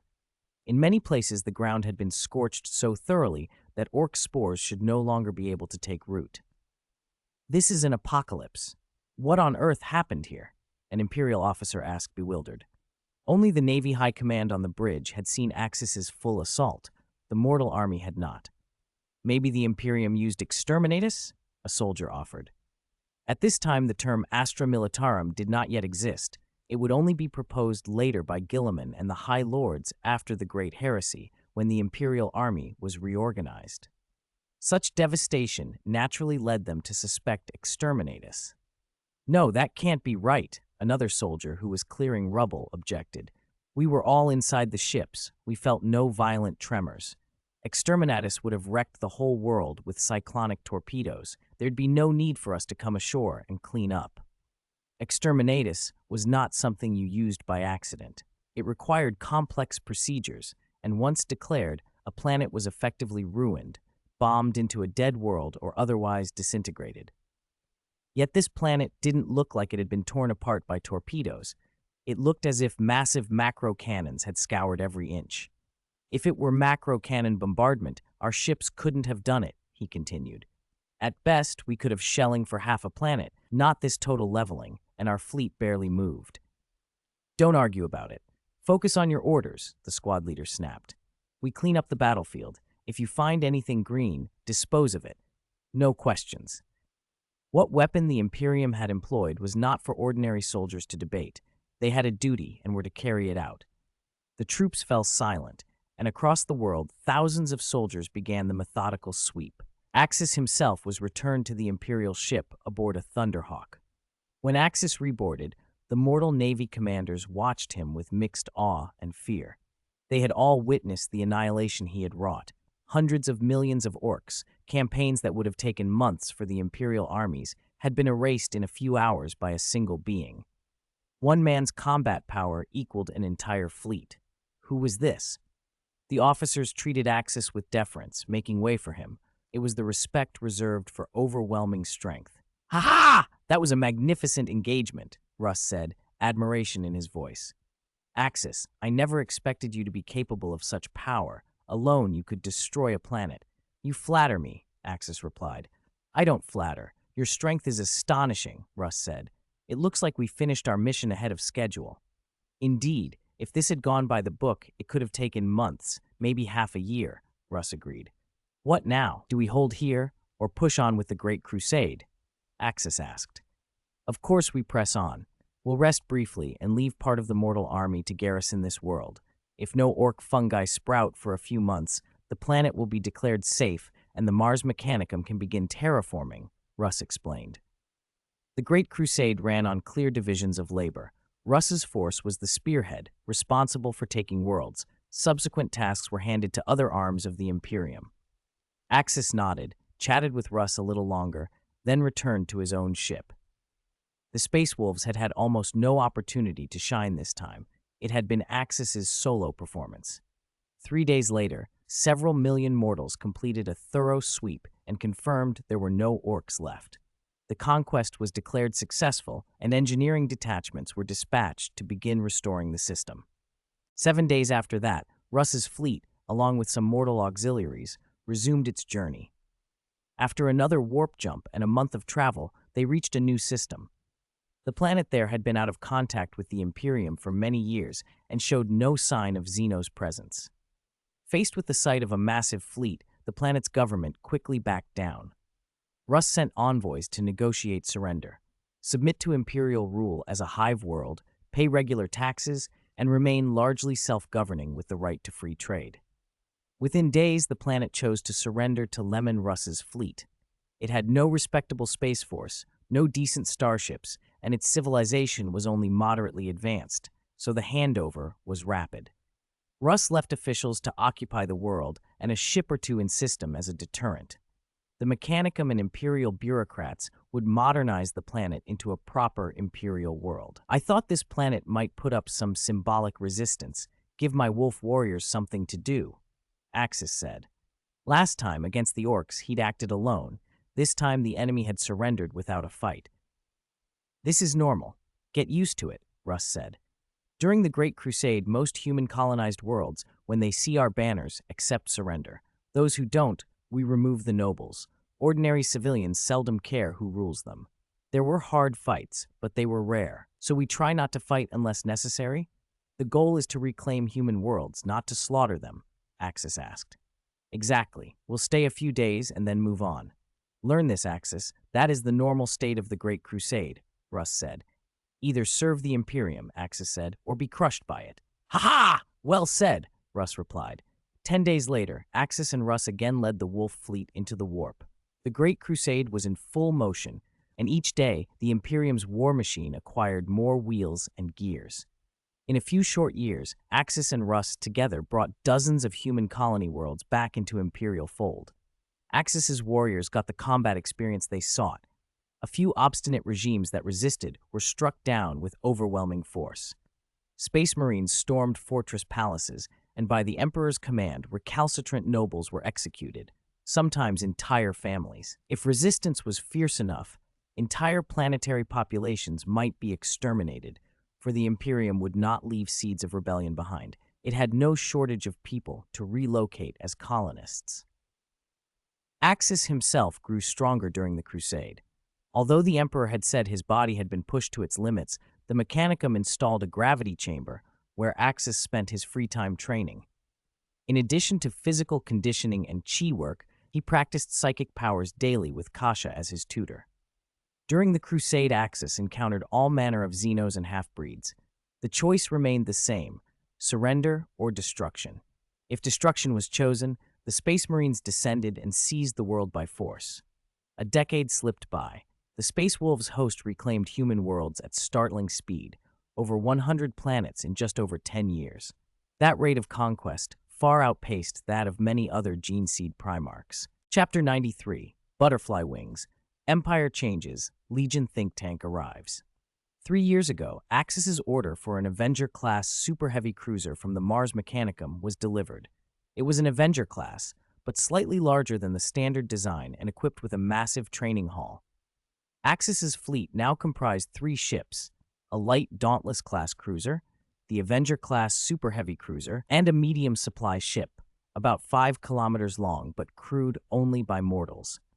The supply ship carried provisions and mortal crew, but no true combat capability. Axis's Wolf Guard numbered over 1,300.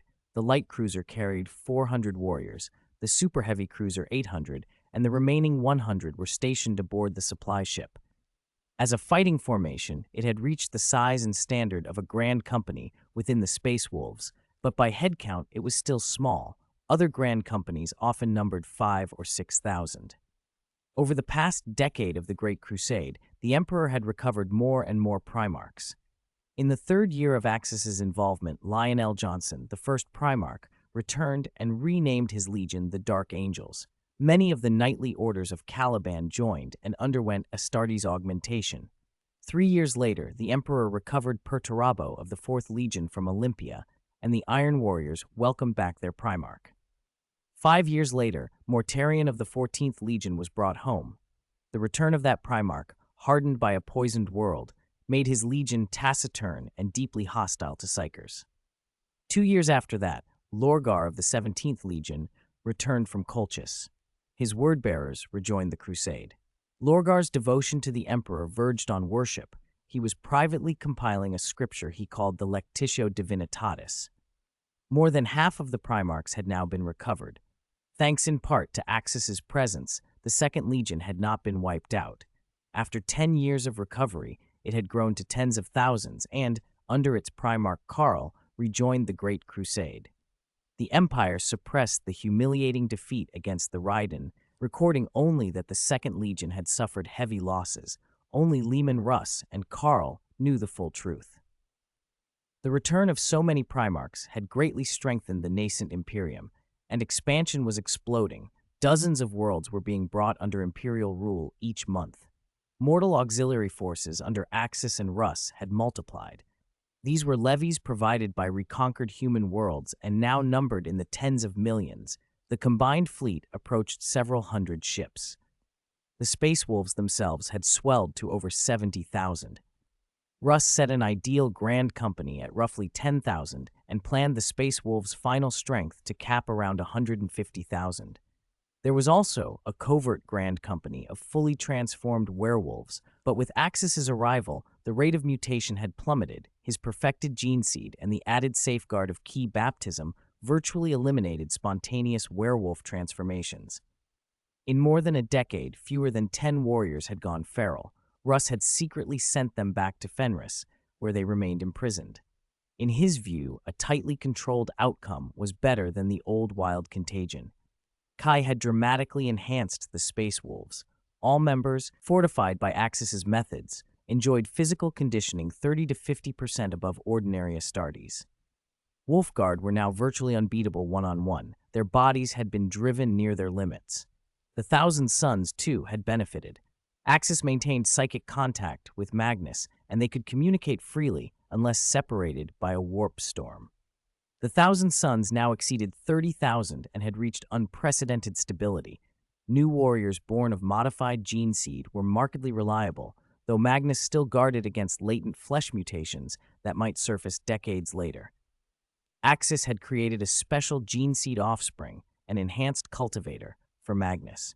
That being had risen to become Magnus's Lord Commander, wielding authority over tens of thousands and standing second only to Magnus himself in the Legion.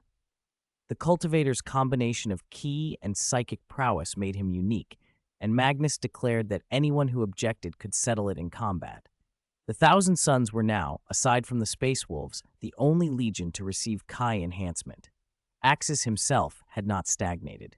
Over the last decade, his combat ability had grown year by year. Ki had strengthened both body and soul, though not in the flamboyant, haloed way of fiction. It deepened soul strength without bestowing an angelic aura. Kasha's soul, under Axis's tutelage, had more than doubled in strength. Her psychic intensity now surpassed what it had been years ago, making her stronger even than Mikado. Axis had also improved his control over rage and his psychic skill. After more than 10 years of training, he felt ready to attempt a formal transformation into a Super Saiyan state, a controlled, elevated form tied to furious power. With his current psychic reserves, enhanced soul strength, a specialized neural core, and a supercharged brain, he believed he could undergo the transformation without losing himself. Kasha urged caution, suggesting they wait for Magnus so the two psychers could back him if he faltered. She had seen Axis's devastation before. When he struck, entire battlefields were annihilated and whole planets appeared to suffer exterminatus. Even so, Axis insisted he had done the inner work to hold sanity through the transformation. Kasha, who had learned much of Magnus's psychic discipline and whose regenerative cells were awakening under Axis's key nourishment, believed she was approaching true immortality like her parents. They agreed to go to an uninhabited world when the time came. Before they could finalize plans, Russ summoned Axis to his flagship, the Glory Queen. Axis and Kasha took a small transport and arrived at Russ's reception hall, where Space Wolves and some mortal Navy officers had already gathered. All the Wolf Lords had been called. Among them stood a dozen or more strangers in red power armor clutching staves. Russ rose and addressed them. More than 10 years ago, my fleet visited Prospero. Magnus and I discussed his psychic intellect library proposal, and I asked him to train a corps for us. That training is complete. 16 qualified intellect libraries will join the Space Wolves. A Space Marine Psyker embedded in our ranks? One Wolf Lord asked. Exactly, Russ replied. 14 will be assigned, 1 to each Grand Company. 2 will join my personal guard. Fenrisian Wolf Lords grumbled at the term and suggested Rune Priest felt more fitting. Russ waved it off as only a title. Though raised on Prospero and trained under Magnus, these men had Russ's gene seed implanted. They were brothers. Axis was the first to step forward. On behalf of the 14th Grand Company, I welcome your intellect library to my Wolf Guard, he said, and chose the strongest psychic among them. When you can choose, You take the best. The chosen intellect library recognized Axis immediately. I've heard of you. Lord Magnus told me you are a psyker and that you've been in contact. That's right, Axis answered. You'll find our warriors strong and direct. Tonight, we'll host a welcome feast for you. Welcome to my wolf guard. It's an honor, Lord Wolf Lord, the new rune priest said. With Axis's lead, the other wolf lords selected their own intellect libraries and instructed the newcomers to adopt the title of rune priest. The Space Wolves had finally gained a legion-wide psychic think tank, an integration of Prospero's minds into Fenrisian steel, and the Crusade had taken another step toward a new era. Chapter 94, Librarian Matter, the strongest of the Space Wolves. To welcome their new librarian, more precisely, their new rune priest, Wolf Lord Axis held a grand banquet aboard the Avenger-class battleship. Space Marines from the other two ships in the fleet had been summoned as well. Led by Axis, everyone raised their glasses to the newest brother. Introduce yourself. Tell us your name, age, and hobbies. From now on, you'll be one of the Wolf Guard, Axis said, looking straight at the librarian. Great Wolf Lord, my name is Mater. I'm a psyker, born on Prospero. I underwent the novitiate implantation 15 years ago, and I'm 30 now. As for my interests, I devote myself to the study of psychic arts, Mater replied, standing and bowing respectfully. By his old life path, he should have received Gene Father Magnus's gene seed and become one of the 1,000 Sons. Fate, however, had other plans. 15 years earlier, at the moment of implantation, an operation with only a 1 in 10 chance of success, this man had appeared on Prospero. Matter still vividly remembered the hand placed on his forehead and a stream of energy, a kind of ki, flowing through him. The implantation succeeded, but the gene seed that took root was not Magnus's. It was Leman Russ's. He had become a space wolf. After that day, his education followed the same regimen as any new space wolf, but the course he had started before all this still left its mark. He and about a dozen others had received almost the best of Magnus's psychic instruction. They had been groomed to be librarians, one of the first groups trained with 1,000 Sons methods, intended to be decisive forces, protectors of their battle brothers, seers of danger, and banishers of warp heresy. Matter had admired Magnus greatly. If Axis had not intervened at the time of the operation, he might have died on the table. He had never expected that after ending up with the Space Wolves, he'd be chosen by Axis himself to be his personal librarian. Ha! That won't do, Mater. From today on, you'll need a few new hobbies: drinking, eating meat, and fighting. Axis laughed, raising his cup. New boy, the Wolf Lord's right. You must learn to drink with us, another Space Wolf added. And as a newly joined brother, by our rules, you must fight every one of us. No psychic powers allowed. A Marine thumped Matter on the shoulder. Mater rolled his eyes, momentarily speechless. He'd heard tales about the Space Wolves, but these men were wilder than he had imagined. Lukaku, come interact with our new brother. We'll have a Fenrisian wrestling match, Axis roared. Wrestling! Wrestling! The hall exploded with cheers as hundreds of Space Marines slapped the tables. Sergeant Lukaku stood, stripped off his armor, and hauled Mater into the center of the makeshift arena. If psychic power had been permitted, a single librarian could have easily slaughtered a dozen Marines. But in raw physical contests, and especially against Wolfguard augmented by Axis's ki, the advantage was clear. In only a few rounds, Mater was black and blue. Who am I? Where am I? Weren't they welcoming me? Why am I being beaten? Despite the bruises, there was no malice in the blows. Through his psychic senses, he detected only comradeship and good-natured ferocity. This was a wolf's way of welcoming a new pack member. He had feared contempt for psychers. Instead, he found something much closer to a bond. During the banquet, Mater noticed two psychers nearby. One was his own wolf lord, the other was the beautiful woman seated at Axis's side. The unease he had felt about joining a new legion evaporated. After the spar, two Marines helped Mater back to Axis's side. Axis personally poured him a cup of mead to celebrate the librarian's arrival. Ha! Mater, do you know who the strongest among us Space Wolves is? A Marine asked over his glass. Surely Gene Father Leman Russ, Mater answered. It seemed obvious. After the Emperor, the Primarch who provided a legion's gene seed must be the most powerful. Ha! Wrong answer, came the chorus. Another one falls for it. Brother, The strongest among the space wolves isn't our wolf father, the surrounding Marines laughed.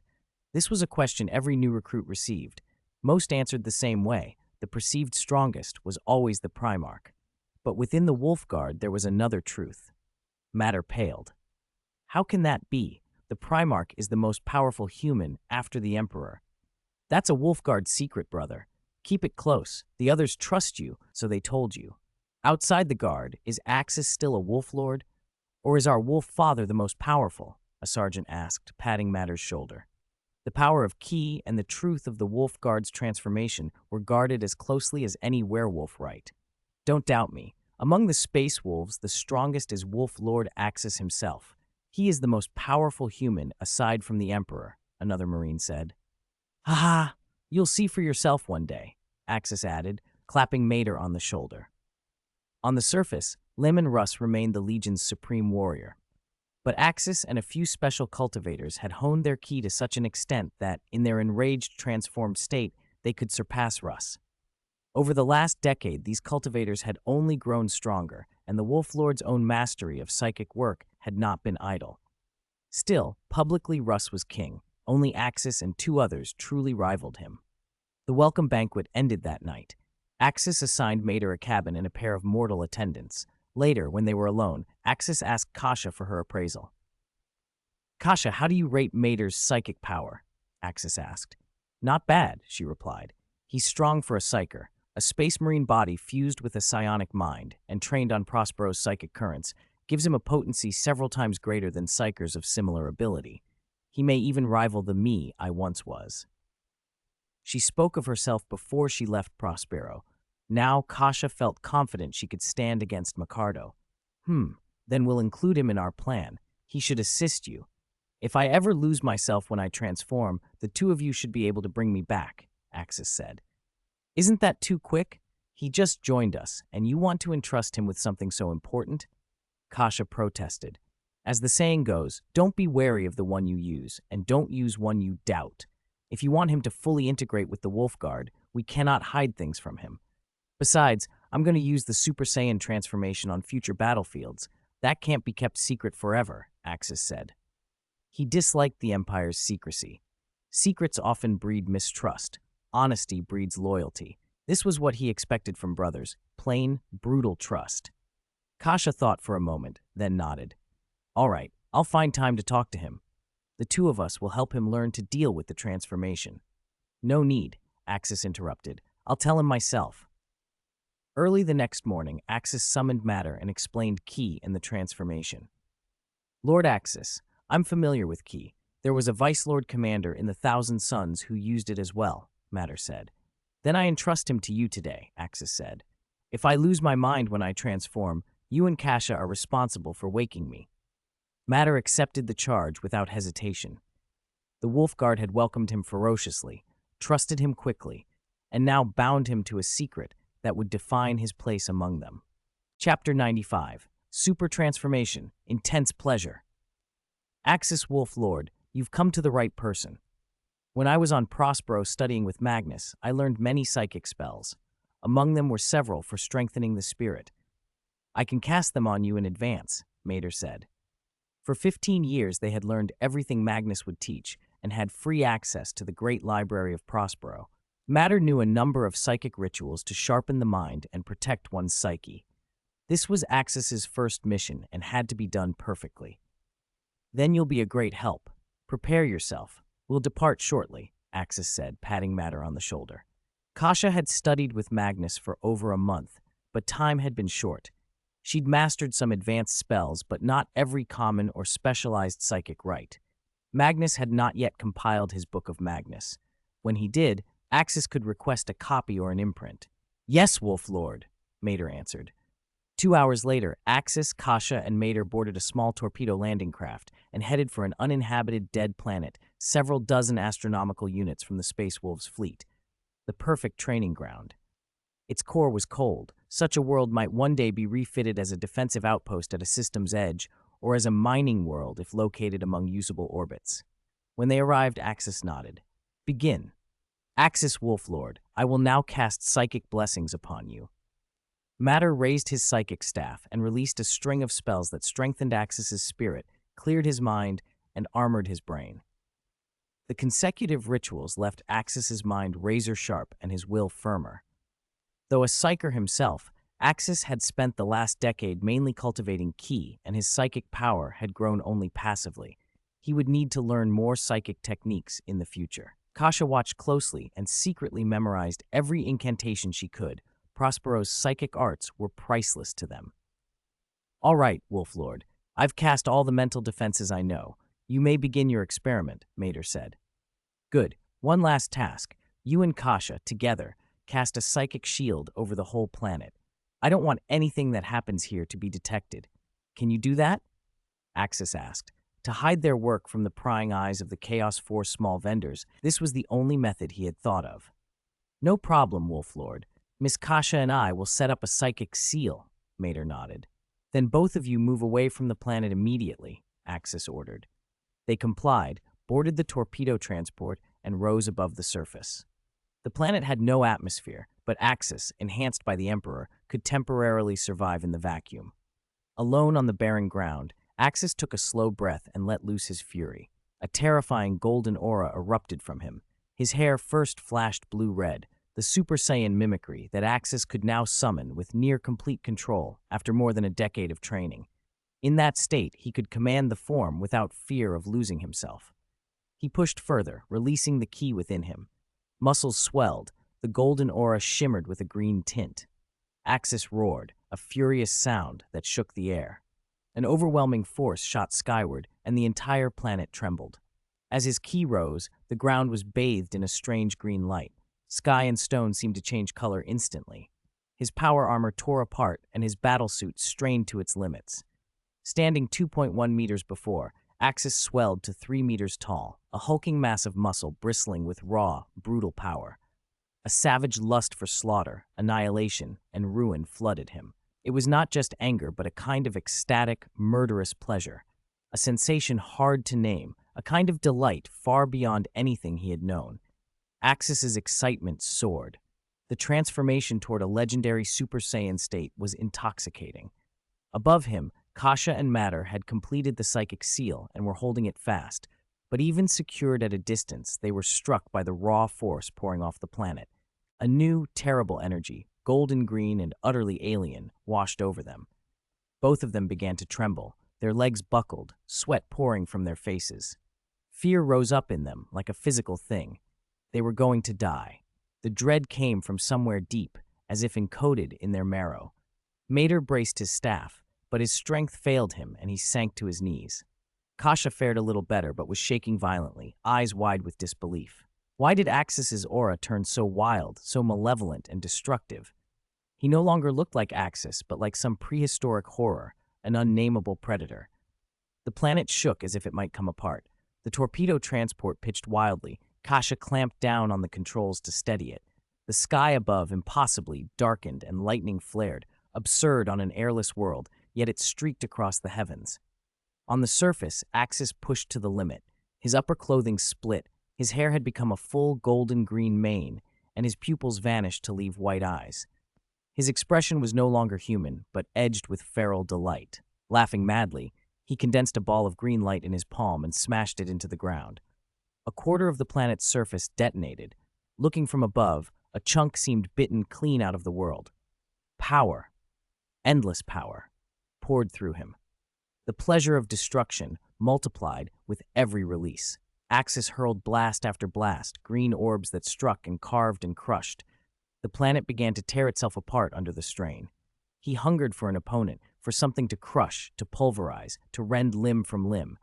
Yet even in this exalted state, he did not lose all reason. His consciousness remained sharp, and his ki climbed with each passing heartbeat. This was the raw, pure essence of a Saiyan unleashed. "I need to vent. Let me unleash one shot," Axis growled, shaping a massive green sphere in his palm. He threw it down, and it blossomed into a luminous globe hundreds of meters across. Boom, boom. Under that single blow, the planet shattered, breaking into fragments and scattering into cosmic dust. "Ha!" Axis roared in exultation. The feeling was ecstatic beyond description. He was intoxicated by it, so thrilled he wanted to destroy another world to celebrate. Far beyond material space, in the warp, an evil god's attention was drawn by that unprecedented surge of pleasure and exhilaration. Chapter 96, Destroy Planets for Fun, Terrifying Warp Storms. As the god of all pleasure, joy, and beauty, Slaanesh had never felt anything like this. Since her birth, she had indulged in every decadent delight the universe could offer, but this was different. It wasn't the heady rush of drugs or the titillation of exotic sensations. This was an internal surge, uncontrollable, hungry, edged with violence, a feral joy in destruction. It was the pleasure of battle, the thrill of annihilation, purest evil, primordial savagery. The dark prince in the pleasure palace rose from her bed and peered into real space, searching, hungry, to find the source of that singular thrill. At that same moment, Axis had reduced the planet beneath him to rubble, stood among the debris, and let loose a blast of raw power that pulverized the remnants. "Ha ha! I want to destroy more planets. No, if a worthy opponent were here, even better," Axis roared.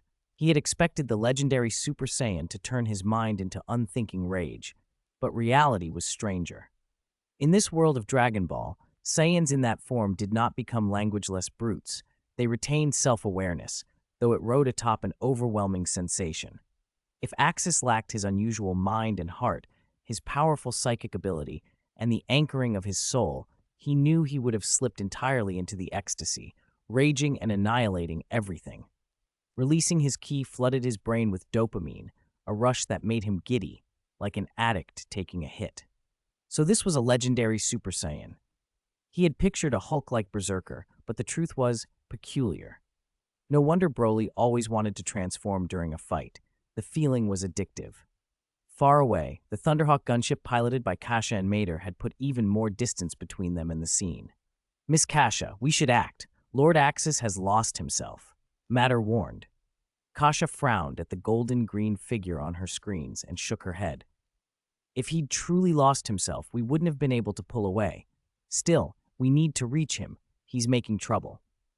The Imperium had weapons capable of planetary annihilation, even star collapse in the Golden Age, but for an individual to do this alone was terrifying. Psychers could sense such things, and both Kasha and Mater were deeply uneasy. This man was more demonic than a demon. Kasha focused and attempted a psychic link with Axis. The instant she reached him, her face flushed. The sensation hit her, so intense, so intoxicating. She forced herself to block the worst of it. "Hey, Axis, what the hell are you doing?" She snapped through the link, trying to sound annoyed rather than affected. Strange, this was supposed to be blind rage. Why did it feel so pleasurable? "Kasha, I was wrong," Axis admitted. "This isn't what the Super Saiyan was supposed to feel like. The form itself isn't the point. If you still have your wits, stop and get back to the ship. You've been exposed to vacuum for over an hour," she snapped. Even a gene seed Primarch couldn't survive long in space. The fluorescent green shield wrapping Axis provided excellent protection, but it did not make him invulnerable. "Ha ha ha! I still want to destroy another planet," Axis said. "Stop it, Axis. You've already destroyed one. Enough! One more strike. Disappear!" Axis raised his hand and unleashed a full-power shockwave at a dead world several astronomical units away.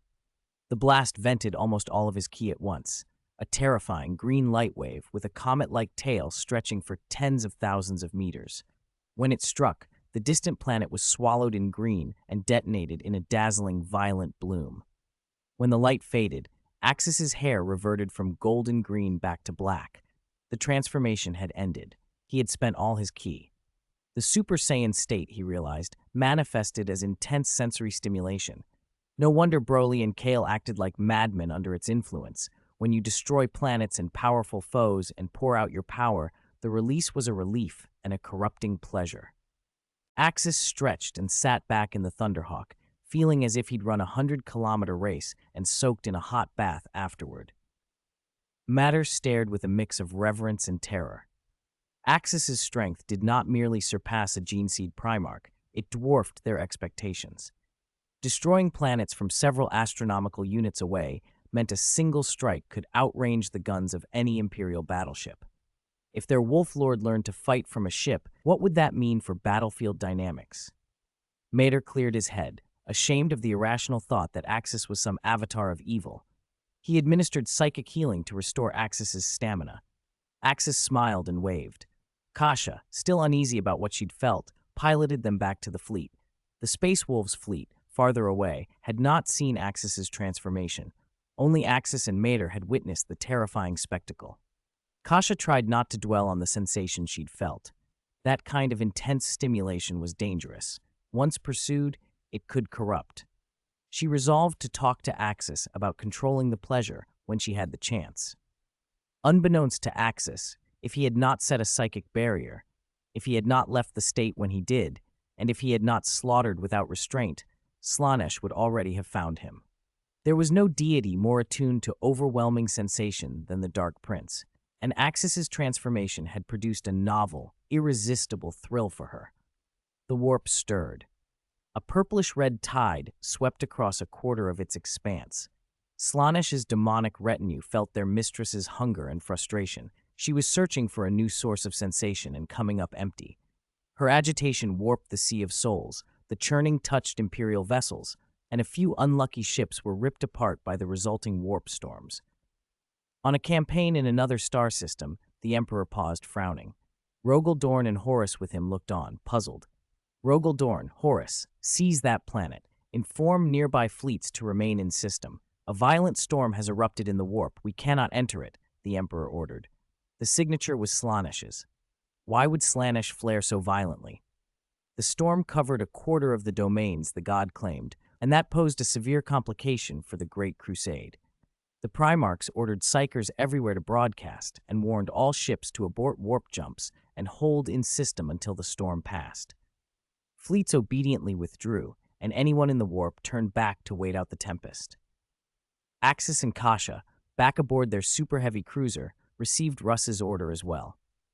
Wolf Lord Axis, Wolf Father has relayed an Imperium-wide command. A violent warp storm blocks travel. We are to remain in this system, the psyker handling communications informed them. Understood. Alert the warriors, Axis replied. Matter, thank you for today. Rest now, Axis said. Yes, Wolf Lord, Mater bowed and left. Kasha pulled Axis into her cabin. Axis, we need to talk, she said. What is it? This warp storm is almost certainly linked to you, Kasha said quietly. Don't be ridiculous. I'm not a warp entity, Axis waved her off. I can read the signature. It's Slaanesh, the same intense pleasure you felt when you transformed. You must control that sensation. If you don't, you will be discovered. As the Emperor's daughter, she understood warp corruption better than most. Abilities echoing a Chaos God's authority were a grave danger. They had expected Khorne, the god of rage, to notice Axis first. Instead, the transformation emitted a destructive, annihilating pleasure that drew Slaanesh like a moth to flame. Axis absorbed the warning. He would have to be more careful, increase his psychic defenses, strengthen his control. He nodded. He had just sampled the Super Saiyan form, and the reckoning for it had already begun. Chapter 97, Normal Super Saiyan Transformation, Full Power. One careless mistake could have meant falling prey to the Chaos 4 small vendors that day. Those 4 rotten seeds were impossible to guard against.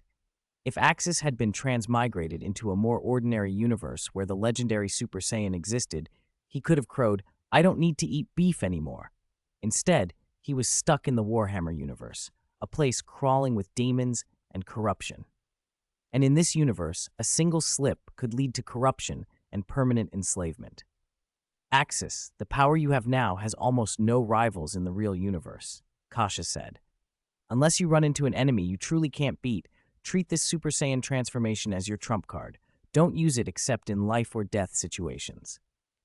I know, Kasha. I understand the dangers of the Chaos Gods better than anyone. If I don't have absolute certainty, I won't take risks, Axis replied.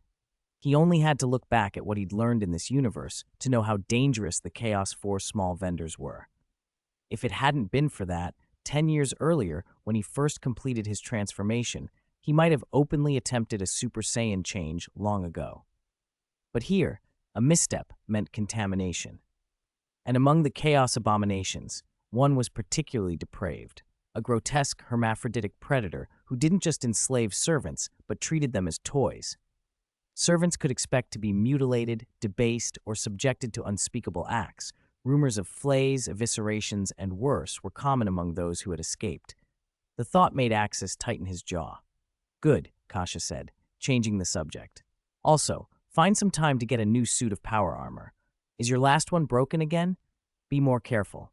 In the past 10 years, you've ruined at least 30 suits, including a Terminator suit. Since shattering a Terminator armor fighting orcs years ago, Axis had limited himself to regular power armor in battle. The Space Wolf's coffers couldn't survive his habit otherwise. Every time he transformed, the armor he wore often ended up wrecked. Still, sometimes specialized environments forced him to wear armor. When Axis got his next suit back, Kasha planned to refit it with Custode-style modifications. Without the black carapace, he couldn't wear standard Space Marine armor as he did now, so the redesign would make his armor more compatible with his physiology. Let's get some good rest today, Kasha said. Who knows how long this warp storm will last? For the next month, the fleet under Leman Russ hovered in that unfamiliar system. All logistics and supplies came from an agricultural world and a hive world in the system. After more than a month, the warp storm finally abated, navigation and communications were restored, and the Imperium issued new combat missions. The Space Wolves tore back into the real universe and into the warp, and months later, they arrived at a new battlefield. This time Axis didn't fight alone. He led his wolf pack into battle in standard Space Marine power armor, chainsword in hand. He avoided using his ki openly, partly to keep a low profile and partly to avoid drawing the attention of the hermaphroditic Chaos Servant. Even without ki, Axis's physical gifts made him a terrifying presence, a godslayer on the field. Under his command, the wolf pack rose in renown during the Great Crusade and became one of the most formidable packs among the Space Wolves.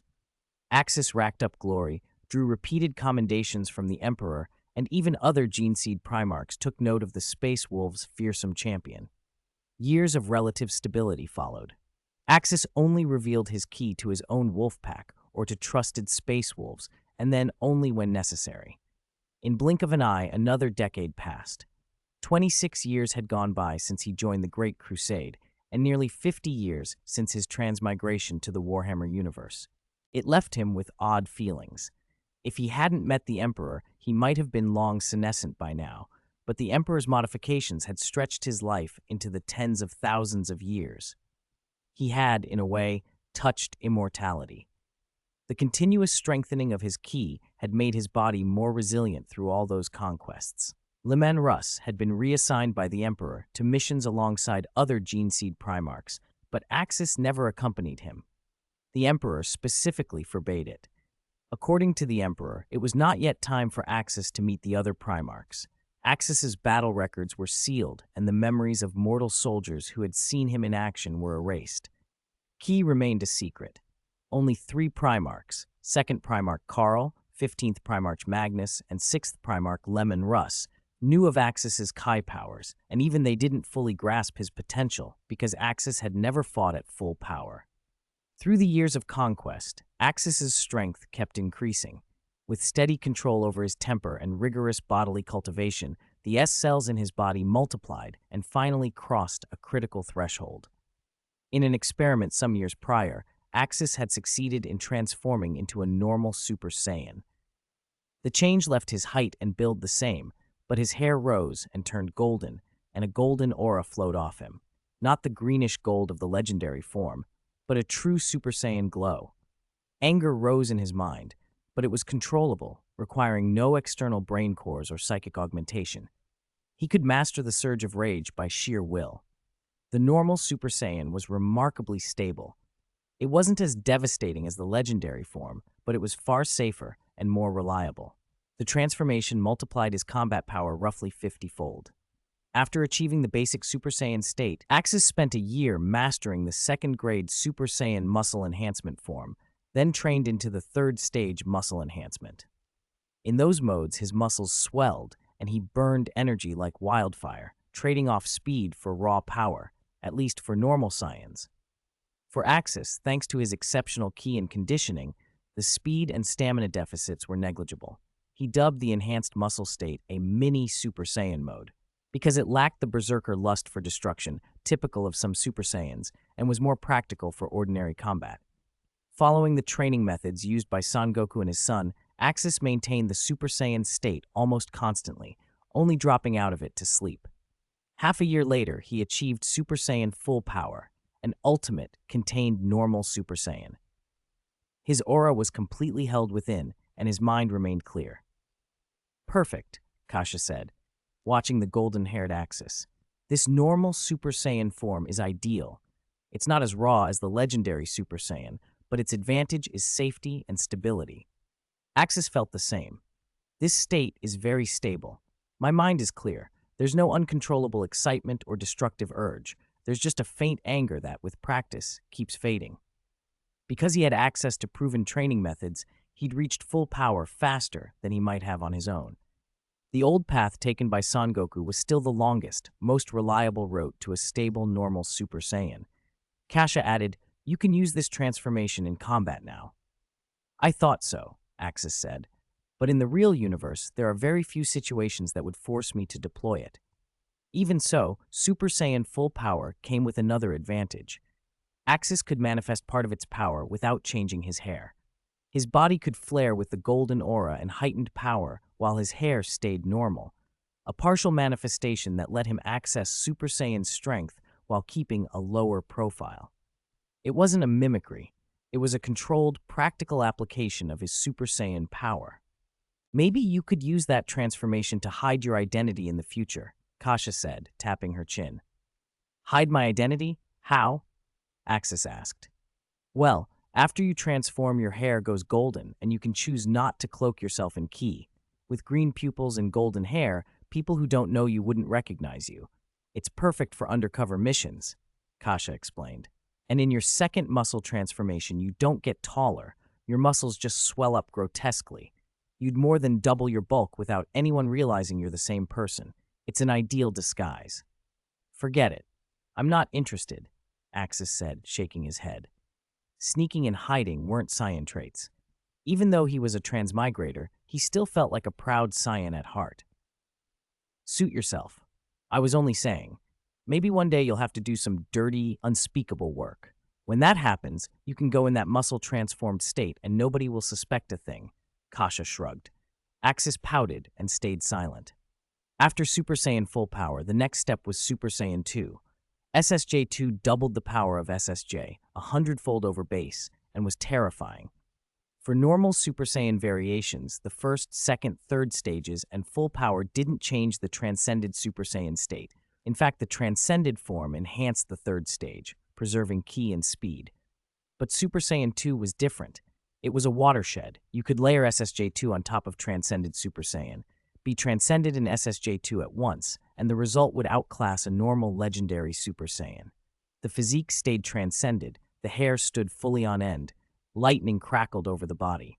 Higher forms, SSJ3, SSJ4, even Super Saiyan God, could also be stacked on top of transcended.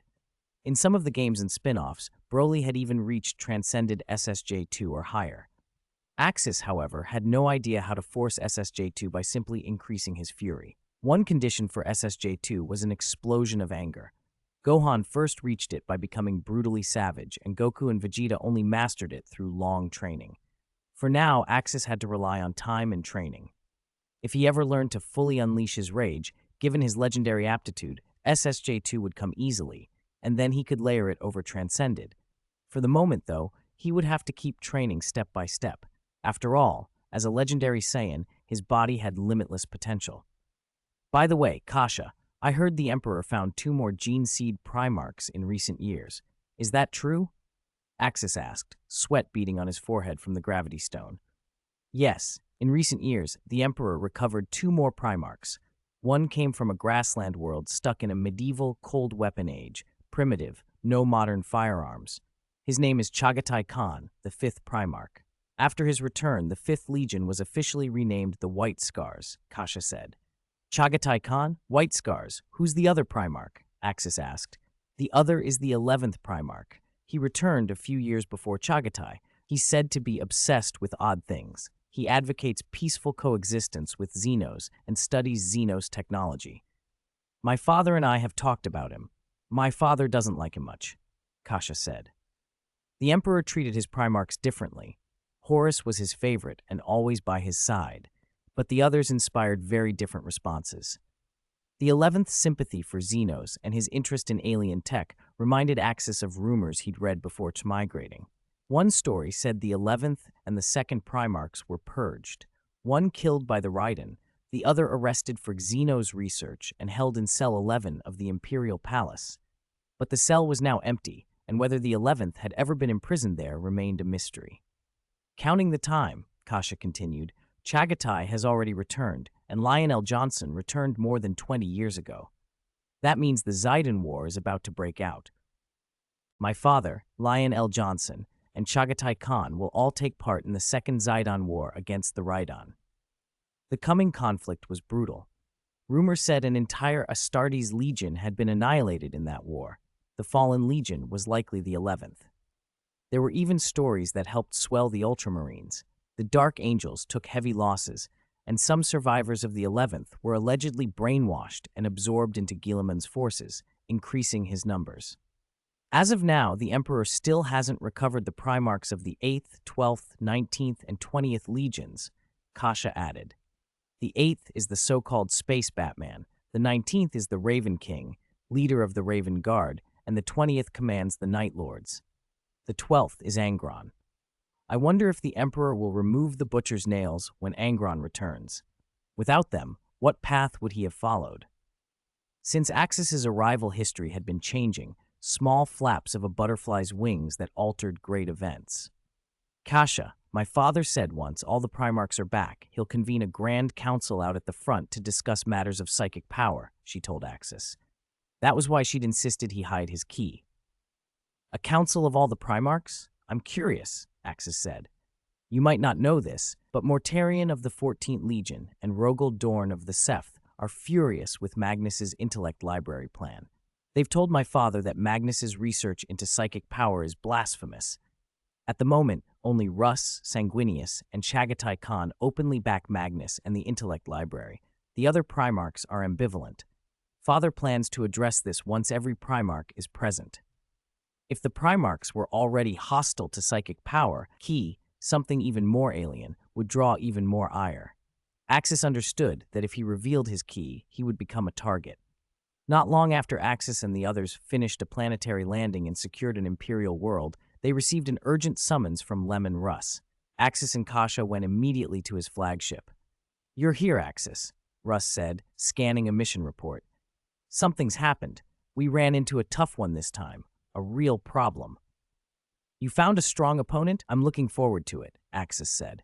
The Raiden have returned, Russ said. Those damned Xenos we routed 27 years ago are back.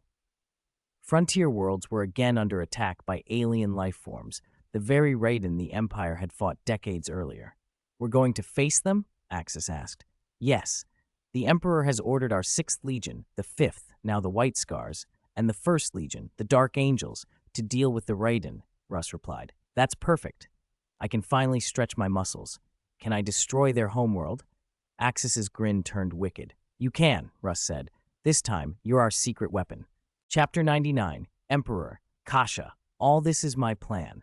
This second war against the Raiden must be won elegantly, the Emperor said. There's another reason I've sent the Dark Angels and Chagatai Khan to assist. Those two will keep Axis's secret. Other Geneseed Primarchs might not. At this stage, I still don't want Axis exposed to anyone. Dad, have you, Lionel Johnson, and Chagatai Khan met before? Axis asked. There had been missions where Russ had been detached from Axis, so Axis wasn't sure whether those meetings had already happened. I met Lionel Johnson once, but we never fought side by side. Same with Chagatai Khan, Russ replied. Most of the time, he followed the Emperor's orders to meet with other Geneseed Primarchs, to interact and fortify bonds. During the Great Crusade, if they didn't actively seek one another out, decades could pass between meetings. Did you ever have a conflict with Lionel Johnson? Axis pressed. Why would I have a conflict with that man? He's the first Geneseed Primarch, the elder brother to us all, Russ said, sounding a little bemused. Axis was from Fenris and followed some of its traditions, but he was far more civilized than most assumed. Russ had met Lion L. Johnson only a few times, yet he felt there was a raw, animal edge to the lion. "I was just joking," Axis said with a laugh. "Your nicknames are similar. One's the Wolf King, the other the Lion King. I thought you two might clash." "Good idea. After we meet this time, I'll have a proper fight with him," Russ said, nodding and suddenly serious. Axis blinked, a little speechless. "Whatever, so long as you're amused. Besides, the Space Wolves can easily beat the first Dark Angels now." In truth, with Axis in the fold, the butterfly's wings had already begun to flap. Before the second Zayden campaign, Russ had once clashed with Lion L. Johnson. The spark for the episode had been a human interstellar kingdom that refused to submit. Its king had insulted the Emperor openly, goading Russ. Russ struck, but the campaign bogged down.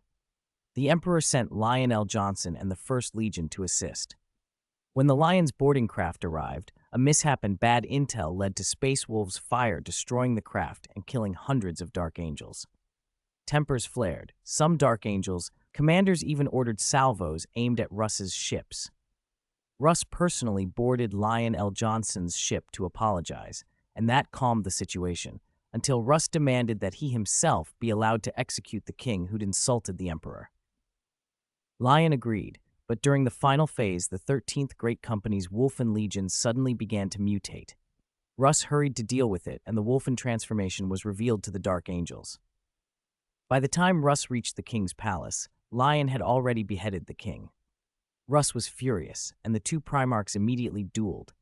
Their duel was even, but midway through Russ laughed, true to Fenrisian form, an outward sign that he'd let the matter drop.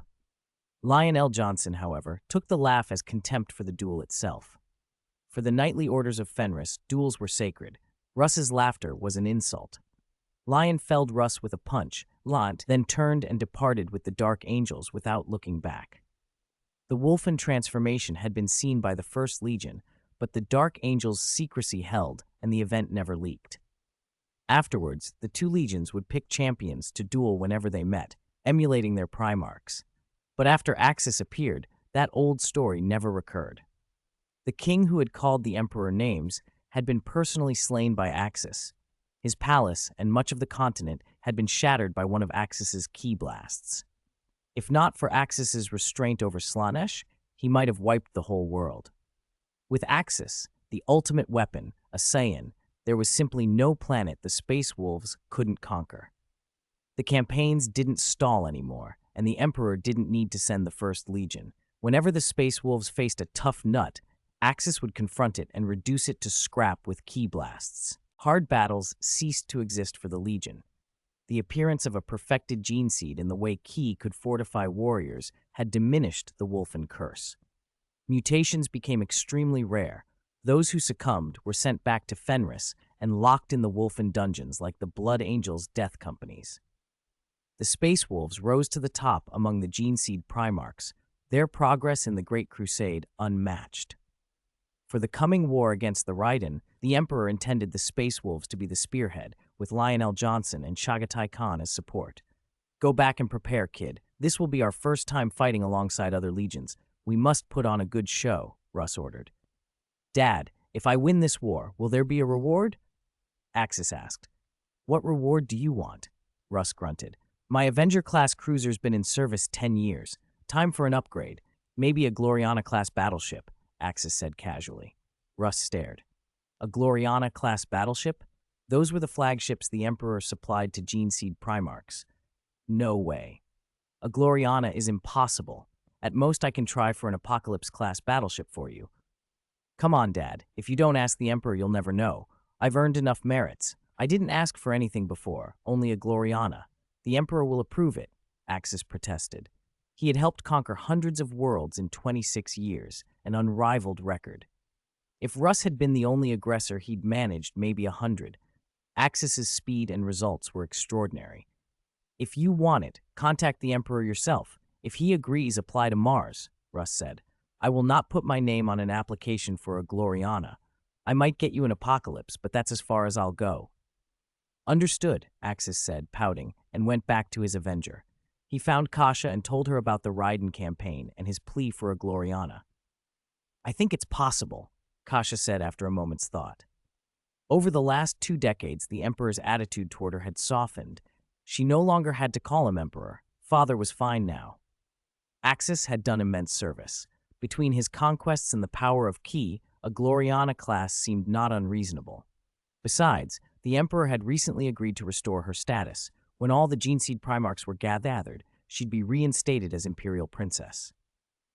It was natural for Axis, her man, to want a Gloriana. "What are you waiting for? Talk to your dad," Axis urged. Kasha nodded, sat cross-legged on the bed, and entered the warp to contact the Emperor. "What is it, Kasha? Do you need something?" the Emperor asked. "Father, Axis and I are going with Russ to the Ziden War. Axis hopes to trade his merits for a Gloriana-class battleship," she said. A few seconds pause. "I agree," the Emperor answered. He had already noticed Axis and Kasha's relationship, and that had been part of the plan. To control Axis, the ultimate weapon, the best method was to create a familial tie. Becoming his son was no longer possible, so marriage was the next best option.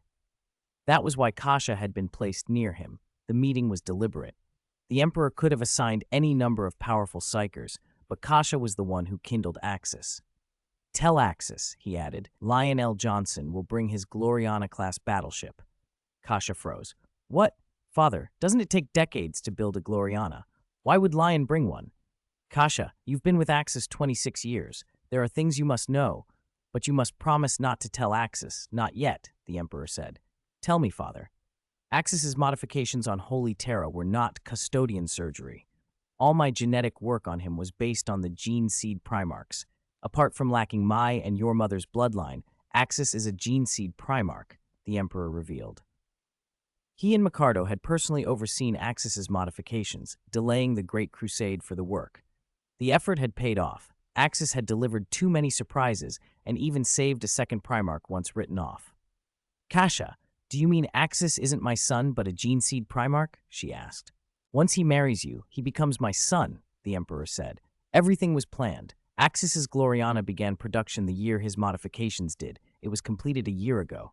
Kasha felt the chill of understanding. Her union with Axis had been orchestrated. "Father, does Axis also have an Astartes Legion?"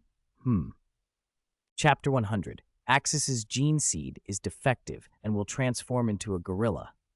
The Lord of Mankind's answer stunned Kasha. She had asked casually, never expecting Axis to actually have his own Astartes Legion. "Father, do you mean to give Axis command of that legion? Will he return as a Geneseed Primarch?" she pressed. In her mind, if Axis could be acknowledged as a Geneseed Primarch, the Imperium would accept him far more readily, especially now, when not all Primarchs had fully returned. "No," the Lord of Mankind answered gravely. "This particular Astartes Legion is still in its infancy. For now, Axis may receive only a Gloriana-class battleship as his initial strength." Kasha's eyes narrowed. "Father, is there something wrong with Axis's Geneseed?" The Emperor sighed, a rare, troubled expression. "There are very special circumstances. During Axis's genetic construction, the Lord of Mankind had planned to extract samples and manufacture Geneseed. After Axis reached maturity, a remaining cultivation tank had been used to create his Geneseed. The original plan had been audacious, produce a new Astartes Legion impervious to warp corruption. But the experiments returned devastating, unexpected results. Axis's Geneseed did indeed greatly enhance a recipient's combat power, at least doubling a normal Astartes strength. However, it also unleashed a series of horrific side effects. Once implanted, an extremely aggressive foreign genetic program began to spread through the host, assimilating and overwriting the original genetic structure and mutating it in Axis's direction.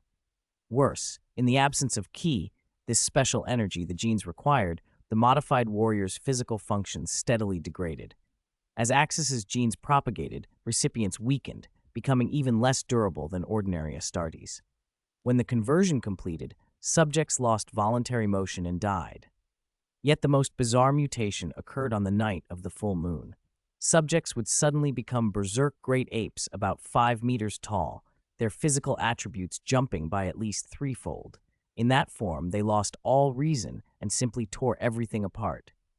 Each transformation accelerated the degeneration. In practice, none of the Space Marines implanted with Axis's Geneseed survived long after transforming. Tests showed that subduing one of those berserk great apes required two custodians working together. A single custodian would struggle against such fury. Axis's genes crave ki, the Lord of Mankind told Kasha. Without ki to sustain them, anyone modified by this gene seed is doomed. They either die of organ failure within months or self-destruct during a berserk transformation. He had tried everything, cloning, forbidden procedures, Astartes augmentation techniques, without success. The results were always catastrophic, monstrous beings more terrifying than death, or fragile, defective creatures. The conclusion was unavoidable. Axis's genes desperately needed ki. Kasha, do not tell Axis about our conversation, the Lord of Mankind ordered. Do not tell him that his modification was intended as gene seed Primarch enhancement. Let him continue to believe he received a custodian modification. Consider the Gloriana-class battleship a reward from me for his contributions during the Great Crusade. Yes, Father, Kasha replied. He cut the psychic link, and the contact ended. Kasha opened her eyes to find Axis watching her, concern etched across his face. What was wrong with you just now? You looked happy, then worried, he said. Her sudden shift had been obvious. Kasha, she began. The Emperor had forbidden her to tell Axis, but she belonged to him now. She had no wish to hide things from Axis. She already knew many of his secrets, even that his people were a subhuman race called Saiyan, and about the Super Saiyan transformation, a truth that few, even the Lord of Mankind and Russ, understood. To keep secrets between lovers felt wrong. If you don't want to tell me, I won't force you, Axis said gently. Kasha took a breath. The Gloriana-class battleship is real. Father promised you one as your flagship, and Lionel Johnson will deliver it. That's good, Axis said, relief softening his features. Does this mean a Primarch ship is truly for me?